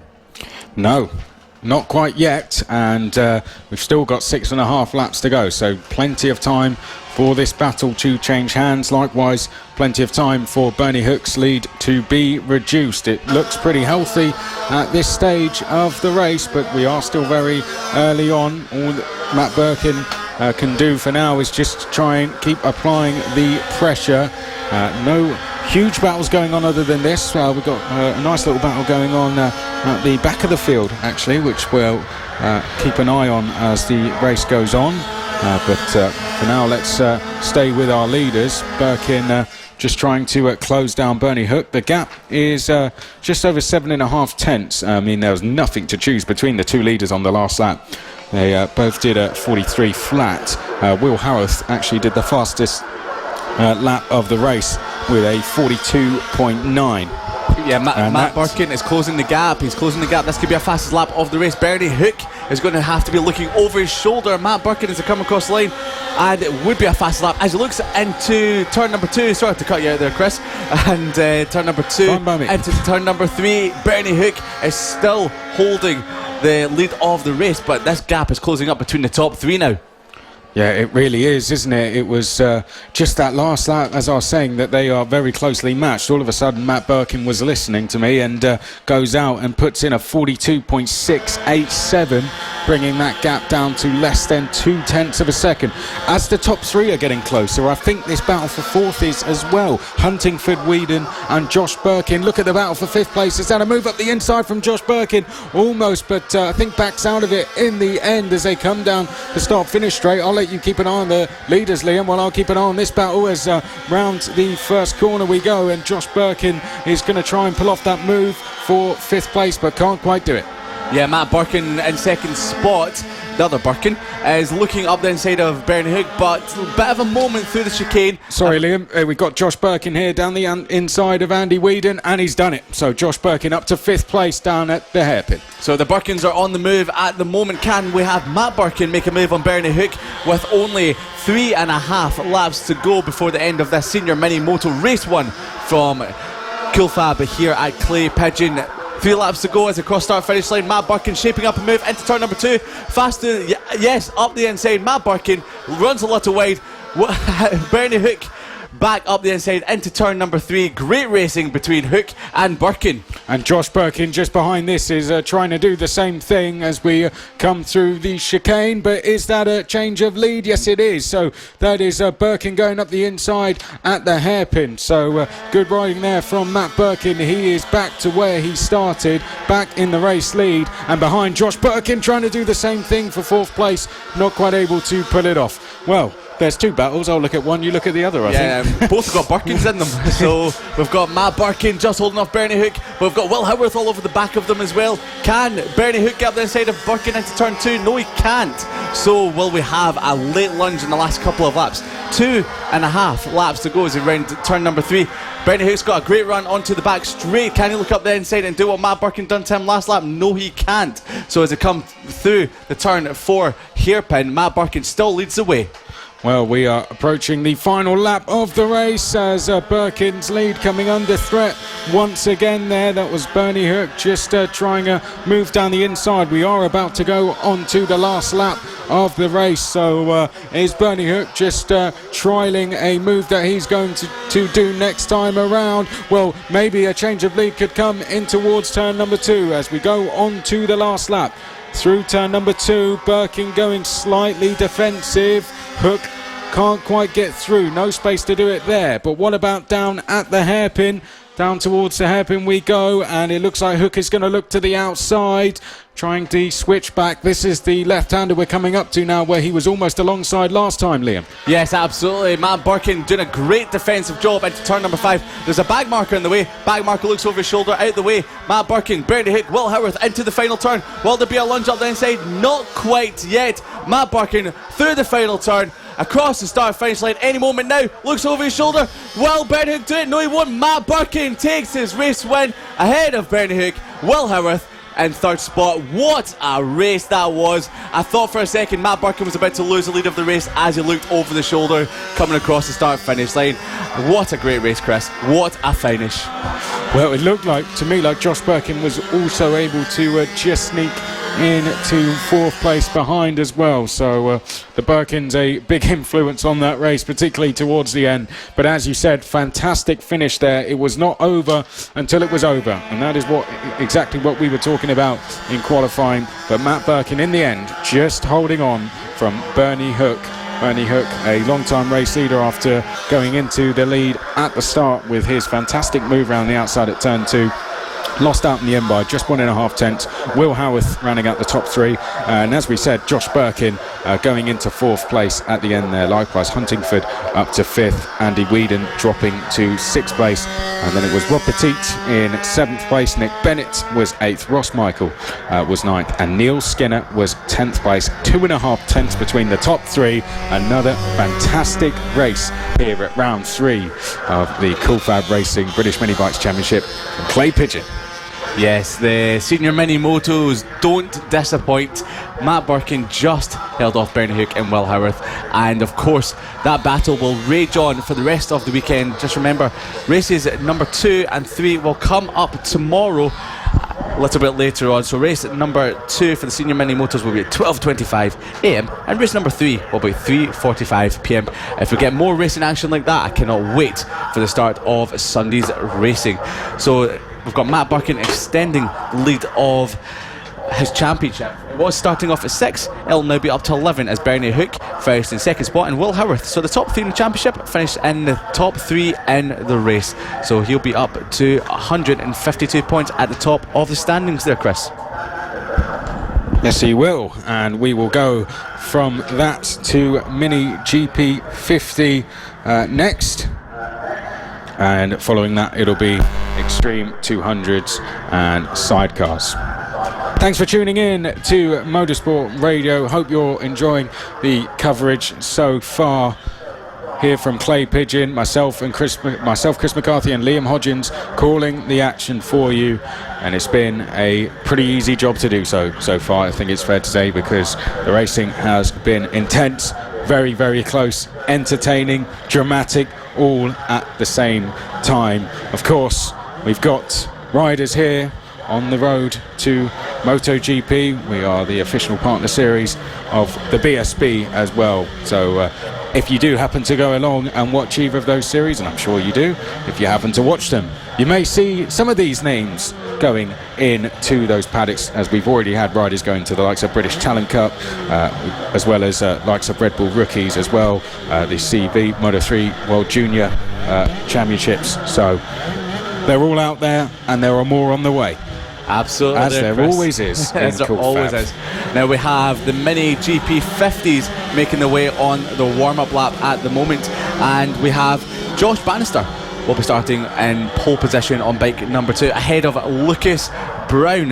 Harrison Crosby on bike number 69 in 3rd spot ahead of Kyle Payne in 4th. Ryan Hitchcock in 5th spot there ahead of Ronnie Harris on bike number 66. So hopefully not a bad omen there for Ronnie Harris there. Ollie Horner in 7th spot on bike 70. Taylor Stewart Campbell on bike number 97. Ben Jolliffe in 5th spot and 9th spot on bike 125, and Warwick Brady in 10th place, rounding out the runners and riders ahead of this fantastic, what's setting up to be a fantastic Mini GP 50 race if qualifying was anything to go by. Yeah, well, 5 rows of bikes just getting ready now to line up on the grid. 10 riders about to fight for victory here at round number 3 of the Coolfab. Oh, and almost a little bit of an incident there coming down. Yes, Harrison Crosby is not happy with something. Yeah, well, got the 10 riders, as we said, getting all ready to go. And Harrison Crosby, your championship leader, starts from 3rd place. And Josh Bannister, 2nd in the championship, is on pole position. And so we believe that someone's transponder has fallen off at turn number 2. So there was no Harrison Crosby, I think.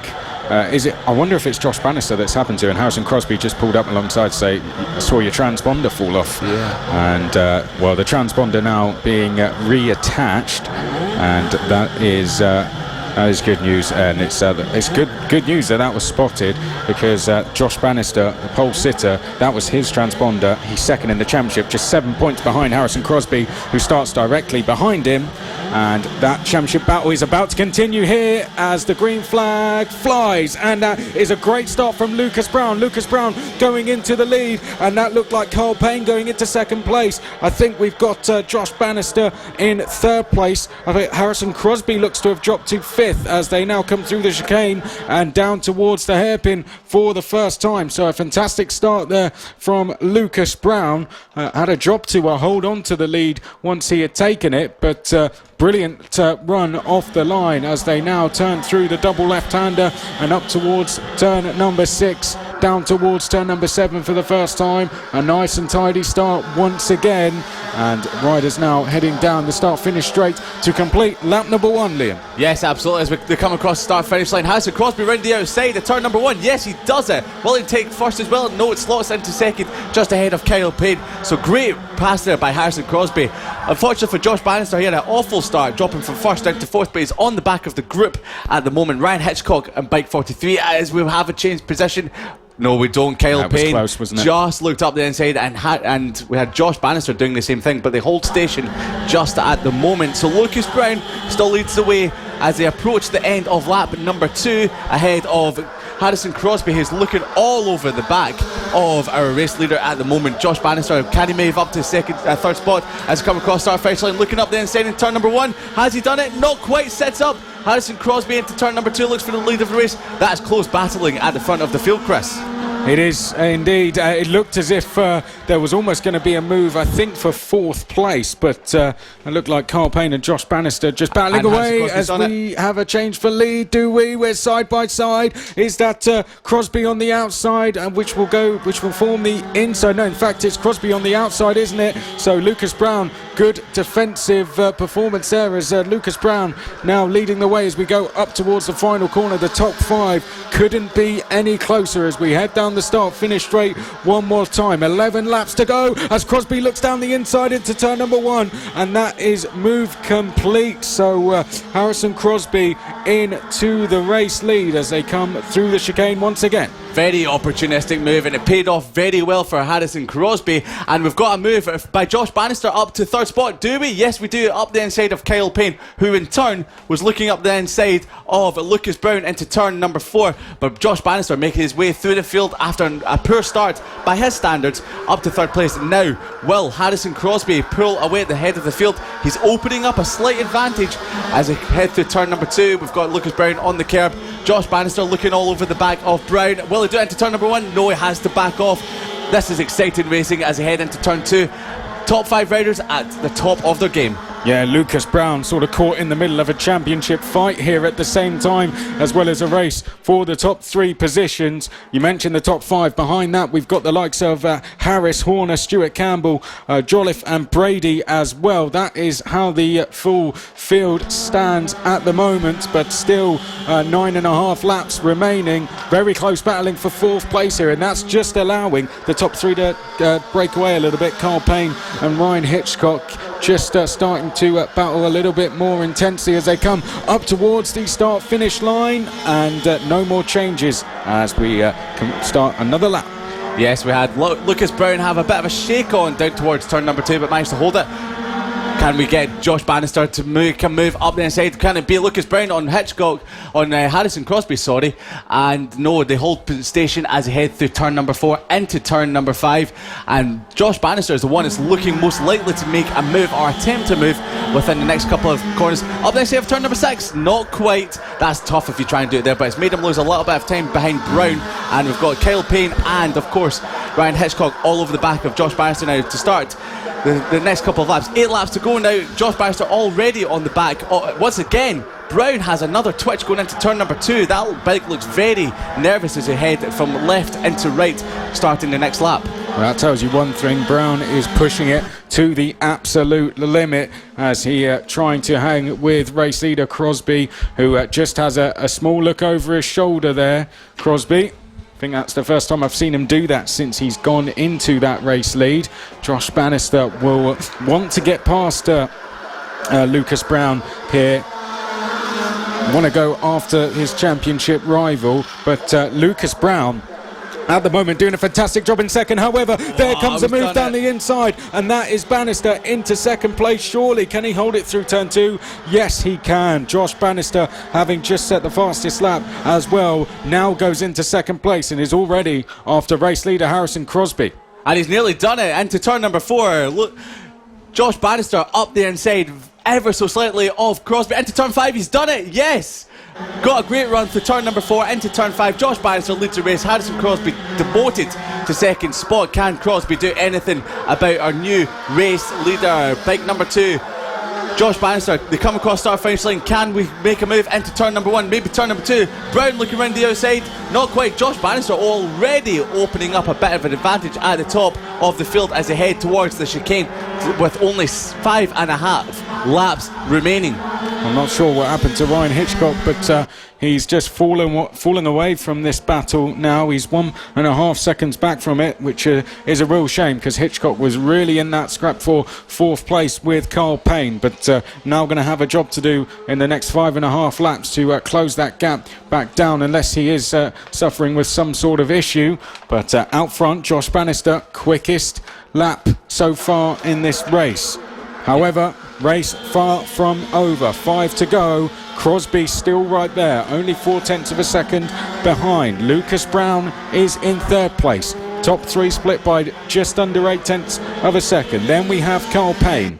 Don't count him out. He is just sitting off the back of the top 3 at the moment. So as we get into the end stages of this race, we're just seeing our lead group become a tiny bit smaller, aren't we? And is that Josh Bannister had a moment coming through turn number 5 there. Harrison Crosby's climbing all over the back of him. That was a little bit of a rear end wobble from Harrison Crosby, our race leader, as they come on towards the home straight. Harrison Crosby, great run through the final turn alongside our race leader. Will he get into turn number 2? Josh Bannister's looking a little bit scruffy as he's trying to defend his lead. Running wide moments. Harrison Crosby's looking smooth. And will they get run through the chicane up towards turn number 4 as they make their way onto the back straight? There's a gap opening up. Can Josh Bannister keep his head cool? We've got 4 laps remaining. Saying that, it's 3.5 laps remaining now. Josh Bannister wide as they come through turn number 4. He's feeling the pressure ever so slightly. Can Harrison Crosby pounce on him? Well, we will find out very, very shortly. We'll find out in the next 3 laps as they come across the line next time, unless there are any moves made. Let's have a run through the field. In fact, we'll have to delay on that slightly because Harrison Crosby looks to the outside into turn 1. Likewise into turn 2, Bannister doing a good job to hold on. We're hitting some traffic now, and that is going to be a problem for Josh Bannister. Just we've got one of the riders towards the back. I think that's Warwick Brady that they're just going to have to negotiate their way past, but Brady just pulling to the outside as they go through the left-hander. And I've got to say, give it to Carl Payne. He's actually closing back in on the top 3 now. So he is putting in a good performance so far. But the full order is Bannister, Crosby, Brown, Side by side for the lead, coming down Bannister. Crosby, can Crosby go up the inside, around the outside in turn number 2? Not quite, not just yet, but it looks like he's putting Bannister under a lot of pressure with 2.5 laps to go. I'll tell you what, it's quite deceptive when you see them side by side there, because sometimes it is just the leader taking a preference of line, and I think it is the nature of the straights. But there we go, we got Bannister still leading, but Crosby upping the ante now. Another moment, we have Crosby nearly around the outside. Up the inside, possibly into the final turn. Sorry to cut over you there again, Chris. Not quite yet. We've got one more lap to go, though, as they come around the final corner. Here we go. Bannister, Crosby and Brown, your top 3. That's the top 3 that we think will cross the line. But which order are they going to be in as they come up towards the chicane for the final time? Crosby looks to have got a good run. Down towards the hairpin we go for the final time, Liam. Yes, absolutely. Josh Bannister's feeling the pressure ever so slightly. Can Harrison Crosby find a way past Josh Bannister off the track nearly into turn number 5? Crosby right this side. Oh, nearly touched. Bannister had to set up. Crosby, audacious but brilliant move round the outside through towards the final turn. Can Crosby hold on? Can Bannister make a move? He's down. Bannister's down out a second into the gravel trap. Crosby's going to come across the line in first place ahead of Brown. What a race by Crosby. What a race by Brown. And we've got Kyle Payne in third spot as Josh Bannister up. Josh Bannister is off at the final turn. Checker flag, Harrison Crosby, Lucas Brown and Kyle Payne round out the podium positions ahead of 4th spot Ryan Hitchcock. A shame there for Josh Bannister as he was crashed out of 2nd spot at the end of the race. Oh, well, what an absolute shame. You got to feel for Josh Bannister there, because he put in an absolutely fantastic performance. He is up on his feet. I guess that's the most important thing, and walking away. That is a real shame for Josh Bannister, because he deserved to finish on in that top 3. But unfortunately, Josh Bannister is going to be classified down at the back of the field. ninth place in the end for Josh Bannister. Harrison Crosby took the win by 6/10 from Lucas Brown. Carl Payne was third. What a fantastic race it was. Then it was Ryan Hitchcock in fourth place. Ronnie Harris was fifth. Ollie Horner was sixth place. Taylor Stewart Campbell seventh. Ben Jolliffe was in eighth. Josh Bannister was ninth after that crash going into the final corner on the last lap, and Warwick Brady was 10th. Well, it all got a little bit... it all kind of kicked off, didn't it, going into that final lap? Say kicked off, it's just that mistake from, could you say a mistake, or over defensive riding from Josh Bannister, which saw him run wide out of the hairpin, then going into the left-hander. There was just that, that was Harrison Crosby just coming across, taking the lead. Josh Bannister had to sit up, as you said, and into the last corner. I think he was just giving it everything, and it is so easy to make a mistake in Mini GP50, as demonstrated there from someone like Josh Bannister. But looks like everything has now been cleared up, and we'll see him definitely recovering in the next races. I'm sure he's still got 2 more races to go and take a win. Yes, absolutely. Josh Bannister was putting in a great effort. Maybe just being, you can be overly defensive, and maybe that's what happened. And again, he was taking the same lines through the turns 4 and turn 5, which meant that Harrison Crosby could see where he can make a move on Josh Bannister. But Josh Bannister there has another chance in race 2 and race number 3 tomorrow, and race number 2 of the Mini GP50s will be coming up at 12:40 p.m. on Sunday the 19th of May, and race number 3 coming up at 4 p.m. So make sure not to miss that out, and Mini GP50s are giving us some fantastic race action. Chris, we've been having far too much race action today. I'm going to need to lie down after all of this. Well, I'm going to say, just because sitting on Mini GP50, fortunately Josh Bannister will drop down, I think, to at least third in the championship. Ryan Hitchcock will go back into second place.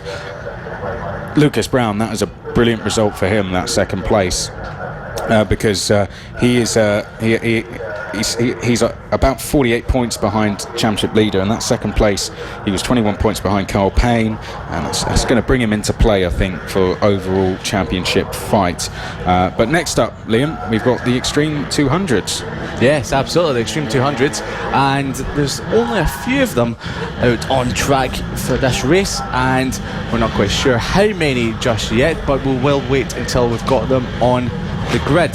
So as the riders line up on the grid for the start of their first race, you're listening to live Cool Fab Racing here, round number 3 from Clay Pigeon, and myself, Liam Hodgins, and alongside me Chris McCarthy, and we'll be bringing you live coverage throughout the rest of the weekend. So the Extreme 200s are up next, and you can catch us on Motorsport Radio on Facebook and on Twitter at Motorsport Radio, and you can catch us on Cool Fab Racing Facebook and at Cool Fab Racing on Twitter. So this is the penultimate race of the day as the riders set off on their warm-up laps. So in the first position, Chris, we have Joshua Watley.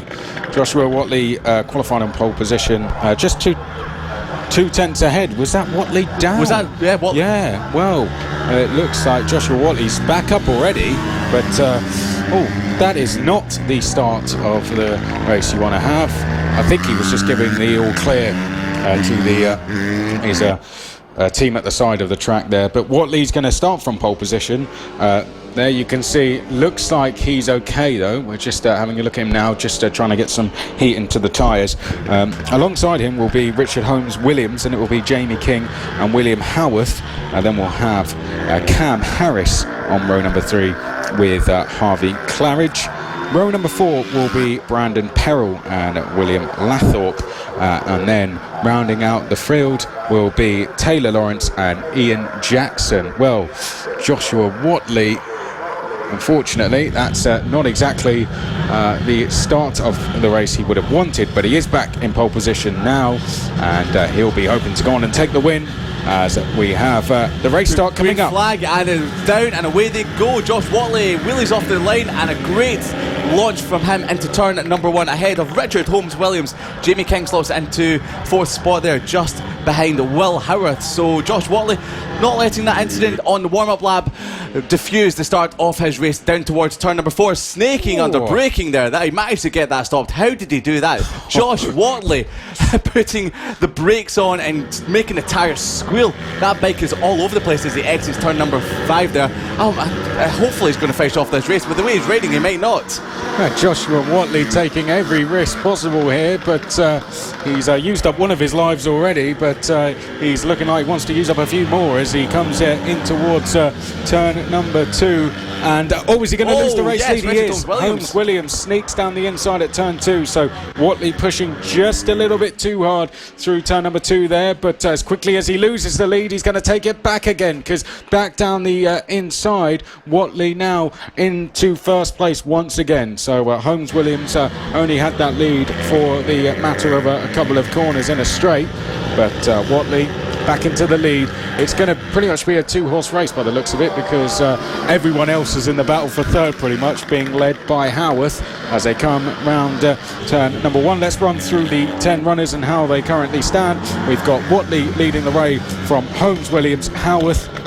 That said, it looks like our we'll have to run through the order in just a second, because there's been a bit of a hiccup to our timing screen quickly, but we'll just go with what we can see, and that is that we have Joshua Watley, our pole sitter, leading the way. Yes, absolutely. Josh Watley's just moved aside and let Holmes-Williams up the inside, so Tractor Bot is now in the lead of the race as they start lap number 4.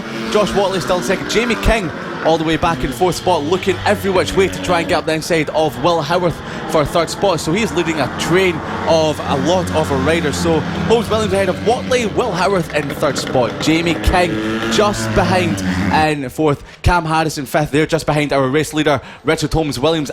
Turn number 4 again, Richard Holmes-Williams just holds off Josh Watley, who nearly put up the inside. Brandon Perrell makes a move for 8th spot up the inside, slots in just behind of Harvey Claridge in 7th spot. So Brandon Perrell making moves. So can he get a podium position just like he done in race number 3 at round 2 at Red Lodge as the race leaders start their next lap? It is still Richard Holmes-Williams. Will Josh Watley go up the inside into turn 2? Not quite yet, but he's shaping up a move for a little bit later on in the race there. Yeah, Holmes-Williams doing a great job in the lead at the moment as he comes down towards the hairpin.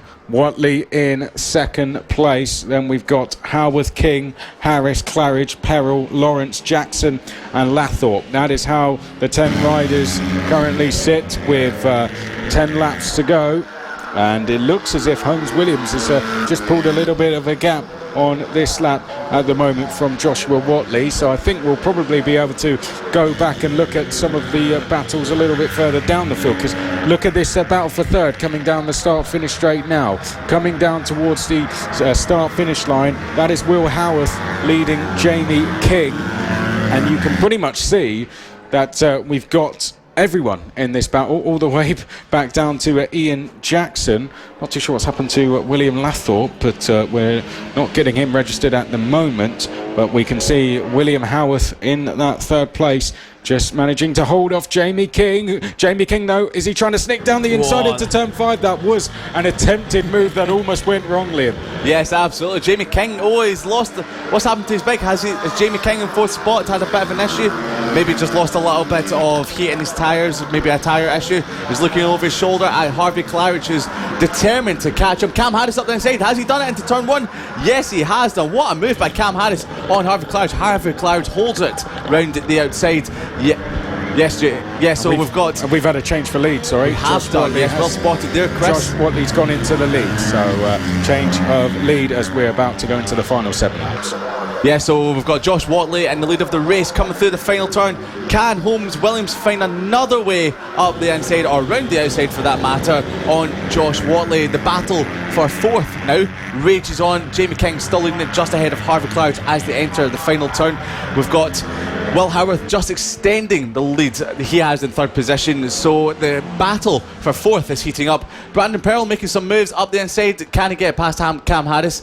Looking up the inside to turn 2, not quite yet, but that battle is heating up ever so slightly for sixth spot. And of course we've got Josh Watley making his way through the final turn with 6 laps to go as they cross the start finish line now, looking over his shoulder, looking to see where Holmes Williams is. Will he let him pass again?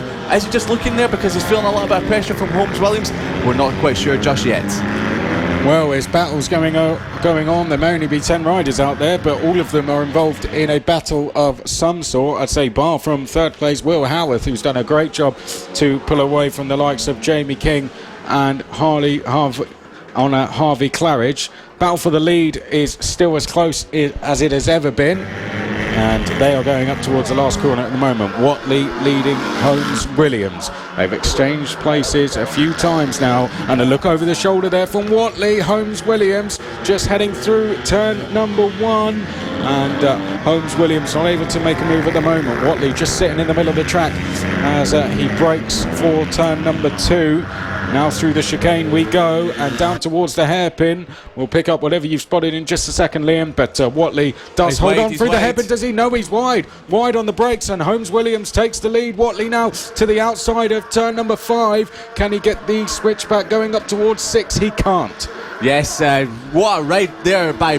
Oh, we've got Watley looking up the inside at the final turn, not quite doing it just yet. Holmes Williams holding the lead with 4 laps remaining as the cross-start finish line now. Will Josh Watley go through up the inside? Yes, into turn 2. Has he done it? Not quite. He nearly hits the back of Holmes Williams. Holmes Williams pushed wide. Watley back up to first place through the chicane, but will Holmes Williams do it once again? Around the outside, up the inside, into turn number 4. Not quite. Josh Watley is having a great ride. So is Holmes Williams for that matter. They're both just having a little bit of fun out there. As I was about to say a little bit earlier on, we have Brandon Pearl up to 6th spot ahead of Cam Harris, with Jay King and Harvey Claridge chasing down Will Howarth for 3rd spot there. Well, fantastic racing being brought to you live here on Motorsport Radio from Clay Pigeon, round 3 of the Cool Fab Racing British Mini Bike Championship, and Josh Watley leading the way as they go through turn number 2 with just 3 laps remaining now. Holmes Williams is not done with Watley yet, and I'm going to take a chance and look away from the lead battle for just a second and hope it doesn't change. Oh, we've got someone down at turn 6. Someone down at turn 6. That's Cam Harris. Good spot.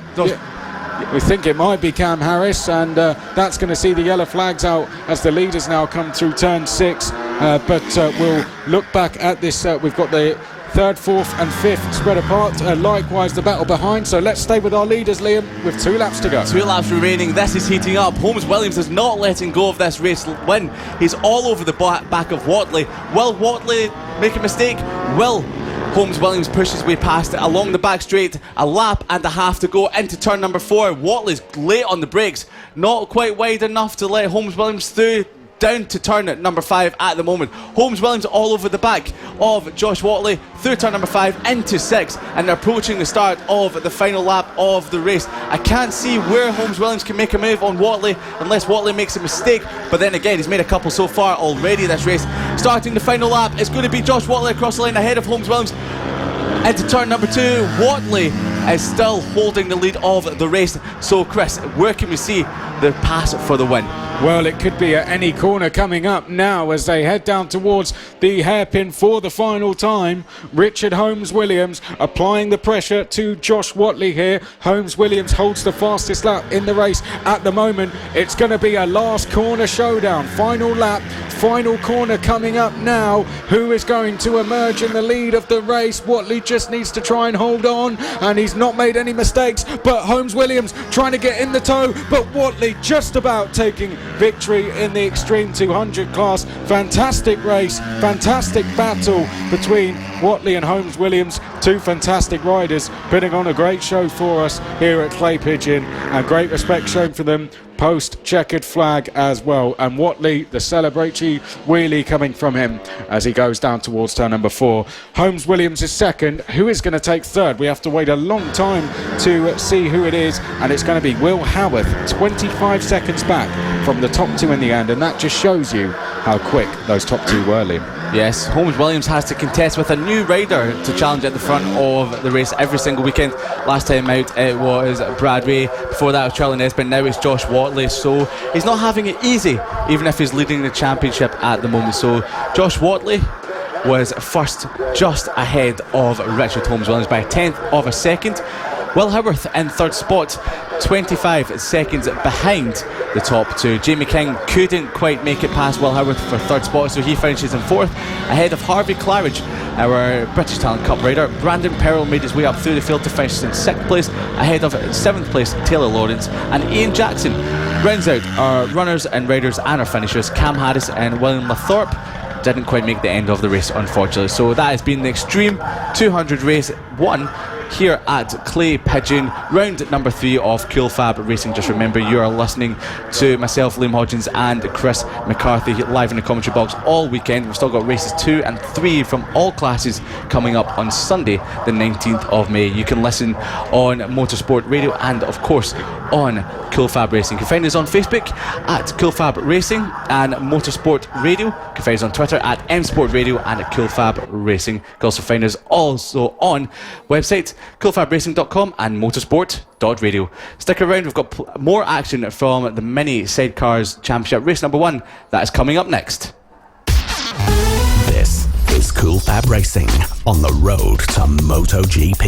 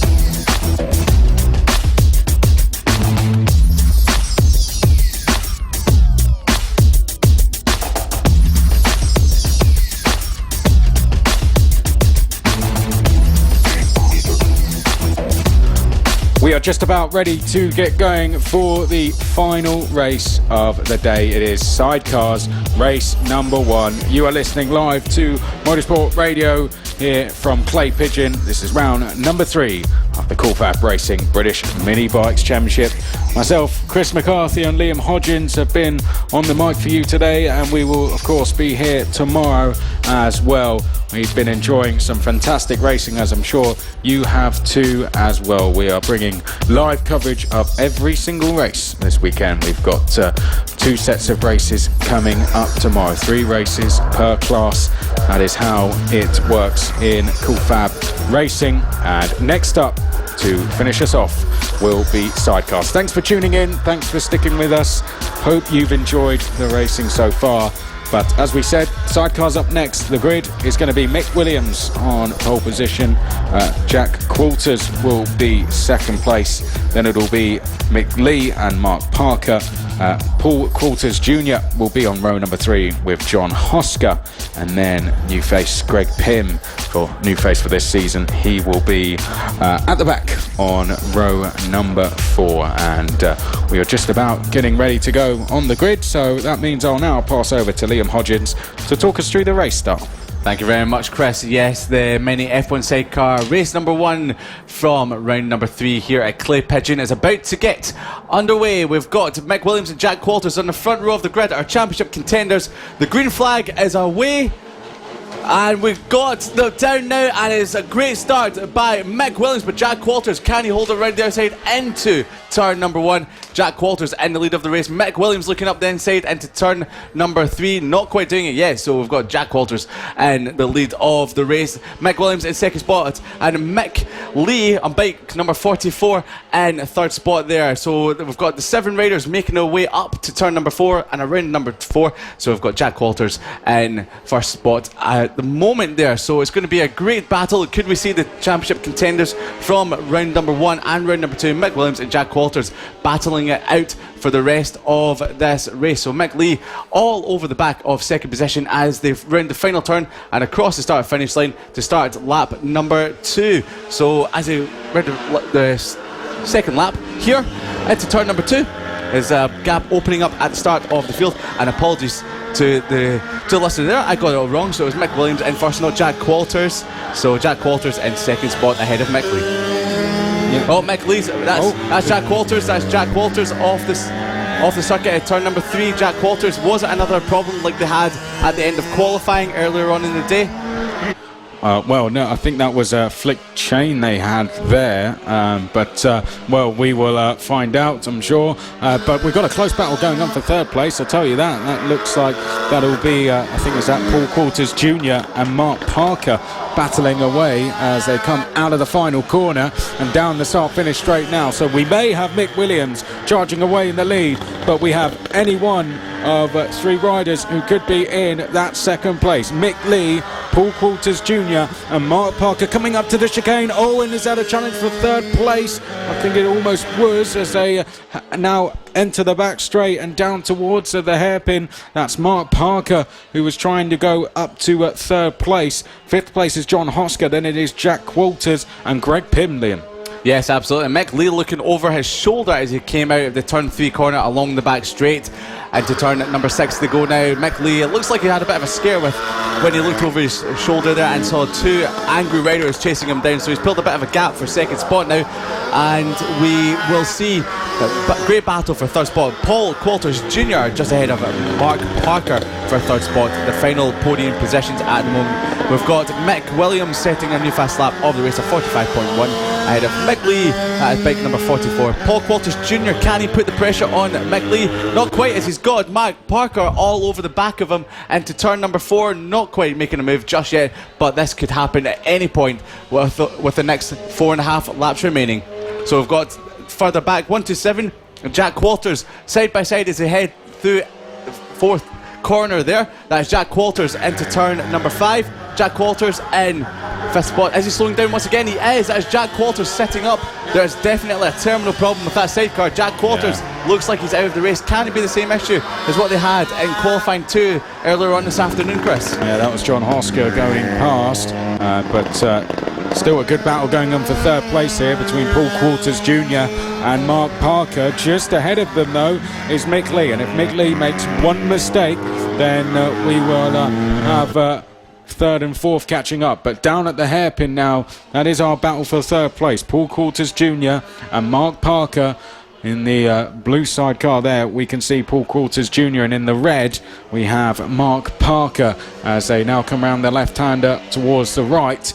It is very interesting when we have the sidecars so close together racing, isn't it? We just had one of the sidecars pull into the pits there. Not quite sure who it was. I think that was Greg Pym. I think you're right. I think it was Greg Pym.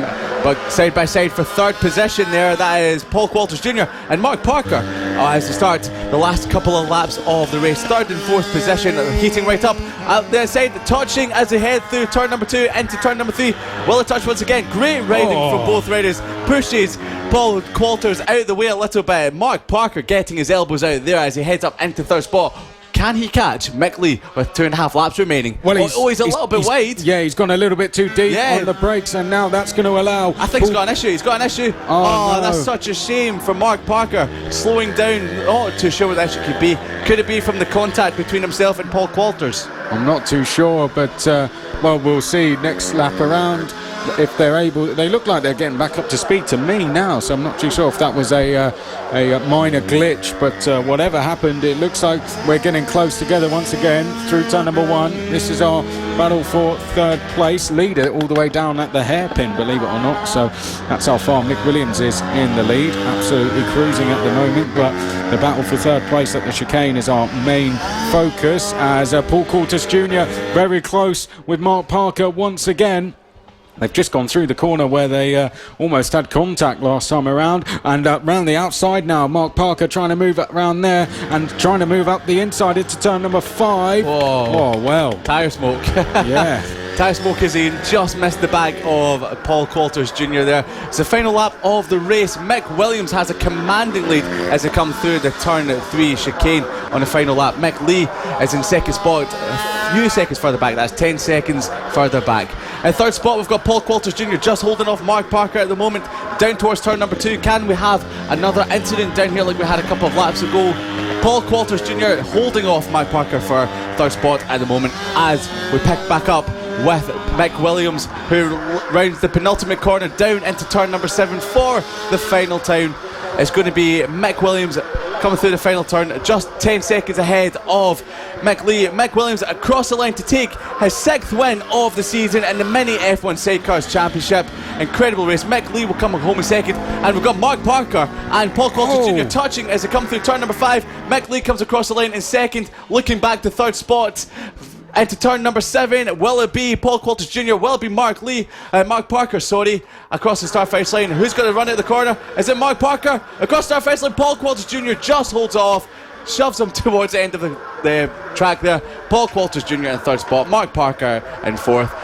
What a race there for third spot, and incredible. I thought they were both off into the gravel there for a second. I've got to say, Lynn, while you were watching the leader, there was a lot of tyre smoke going on down at the hairpin there. There was almost a lot of contact between Mark Parker and Paul Coulters Jr. in the end, but I have to stress the almost. Overall, that was a very, very clean race, and a lot of people were definitely enjoying that one. But Parker gave it everything in fourth place, but just couldn't quite get through. Trying to move around the outside at turn number 5 as well after that attempted move at turn 4 didn't quite work out. But Paul Coulters Jr., they did not fade under the pressure. They did a very good job in holding off an aggressive Mark Parker at times, and overall fantastic racing there between Coulters Jr. and Parker. But the full order then was Mick Williams, took the win by over 10 seconds from Mick Lee in the end. Then it was Paul Coulters Jr. who rounded out the top 3. Mark Parker was 4th, John Hosker was 5th, Jack Walters was 6th. Unfortunately, one of the 2 sidecars to exit the race along with Greg Pym. What a fantastic day it's been. Yes. That unfortunately brings us to the end of racing. Well, Liam, I'm going to put you on the spot slightly. What have been your overall thoughts of the day? Any particular classes that stood out for you? It's a lot of great racing throughout the day. He hasn't done his hair, unfortunately. But, yeah, growing the hair a little bit long. Unfortunately for likes of my girlfriend. But just had to get that in, did you? She doesn't like the long hair. So we've got great racing coming up tomorrow with the likes of the Mini GP70s, the LC40 Elite Class, AC40 Rookies, the Mini GP50s, which gave us an extremely good last lap. The Pit Bike 140s, there's 13 riders on the grid this weekend, and of course they will be producing a lot of great action. We had Jamie King, we had Richard Holmes-Williams, we had Leo Cornfield, who was a new rider this weekend, taking his first win of the season and looking like he can do more. In the LC40 Elites, Johnny Garness taking his 6th win of the season in commanding fashion. Many GP50s, we had lots of great racing. Josh Bannister unfortunately crashing out at the end of the race. Harrison Crosby picking up another win. So it's looking like we've got great racing set up for the rest of the weekend. Well, I think that was a fantastic summary. I couldn't really have put it better myself, to be honest. And thanks to everyone who has been tuned in throughout the day. Please come back again tomorrow and tune in with us for races 2 and 3 because the racing's been good today. We're going to have double the amount of it tomorrow, which is going to be fantastic to see. So we're going to be live for race number 2. Just before 11 a.m, AC40 Rookies will kick us off for race 2, and the third set of races will start at 20 minutes past 2. So it's a goodbye from us for now. Thank you for tuning in. Thank you for watching. Hope you've enjoyed what we've been able to bring you today, the coverage and the racing, more importantly. The only people we can thank for that, though, is these guys in the paddock, because they've put on a really good show for us. Do tune in, though, tomorrow, as we said, 11 a.m, and we will get racing underway here at Clay Pigeon for round 3 of the Cool Fab Racing British Mini Bikes Championship. Cool Fab Racing, the official BSB partner series.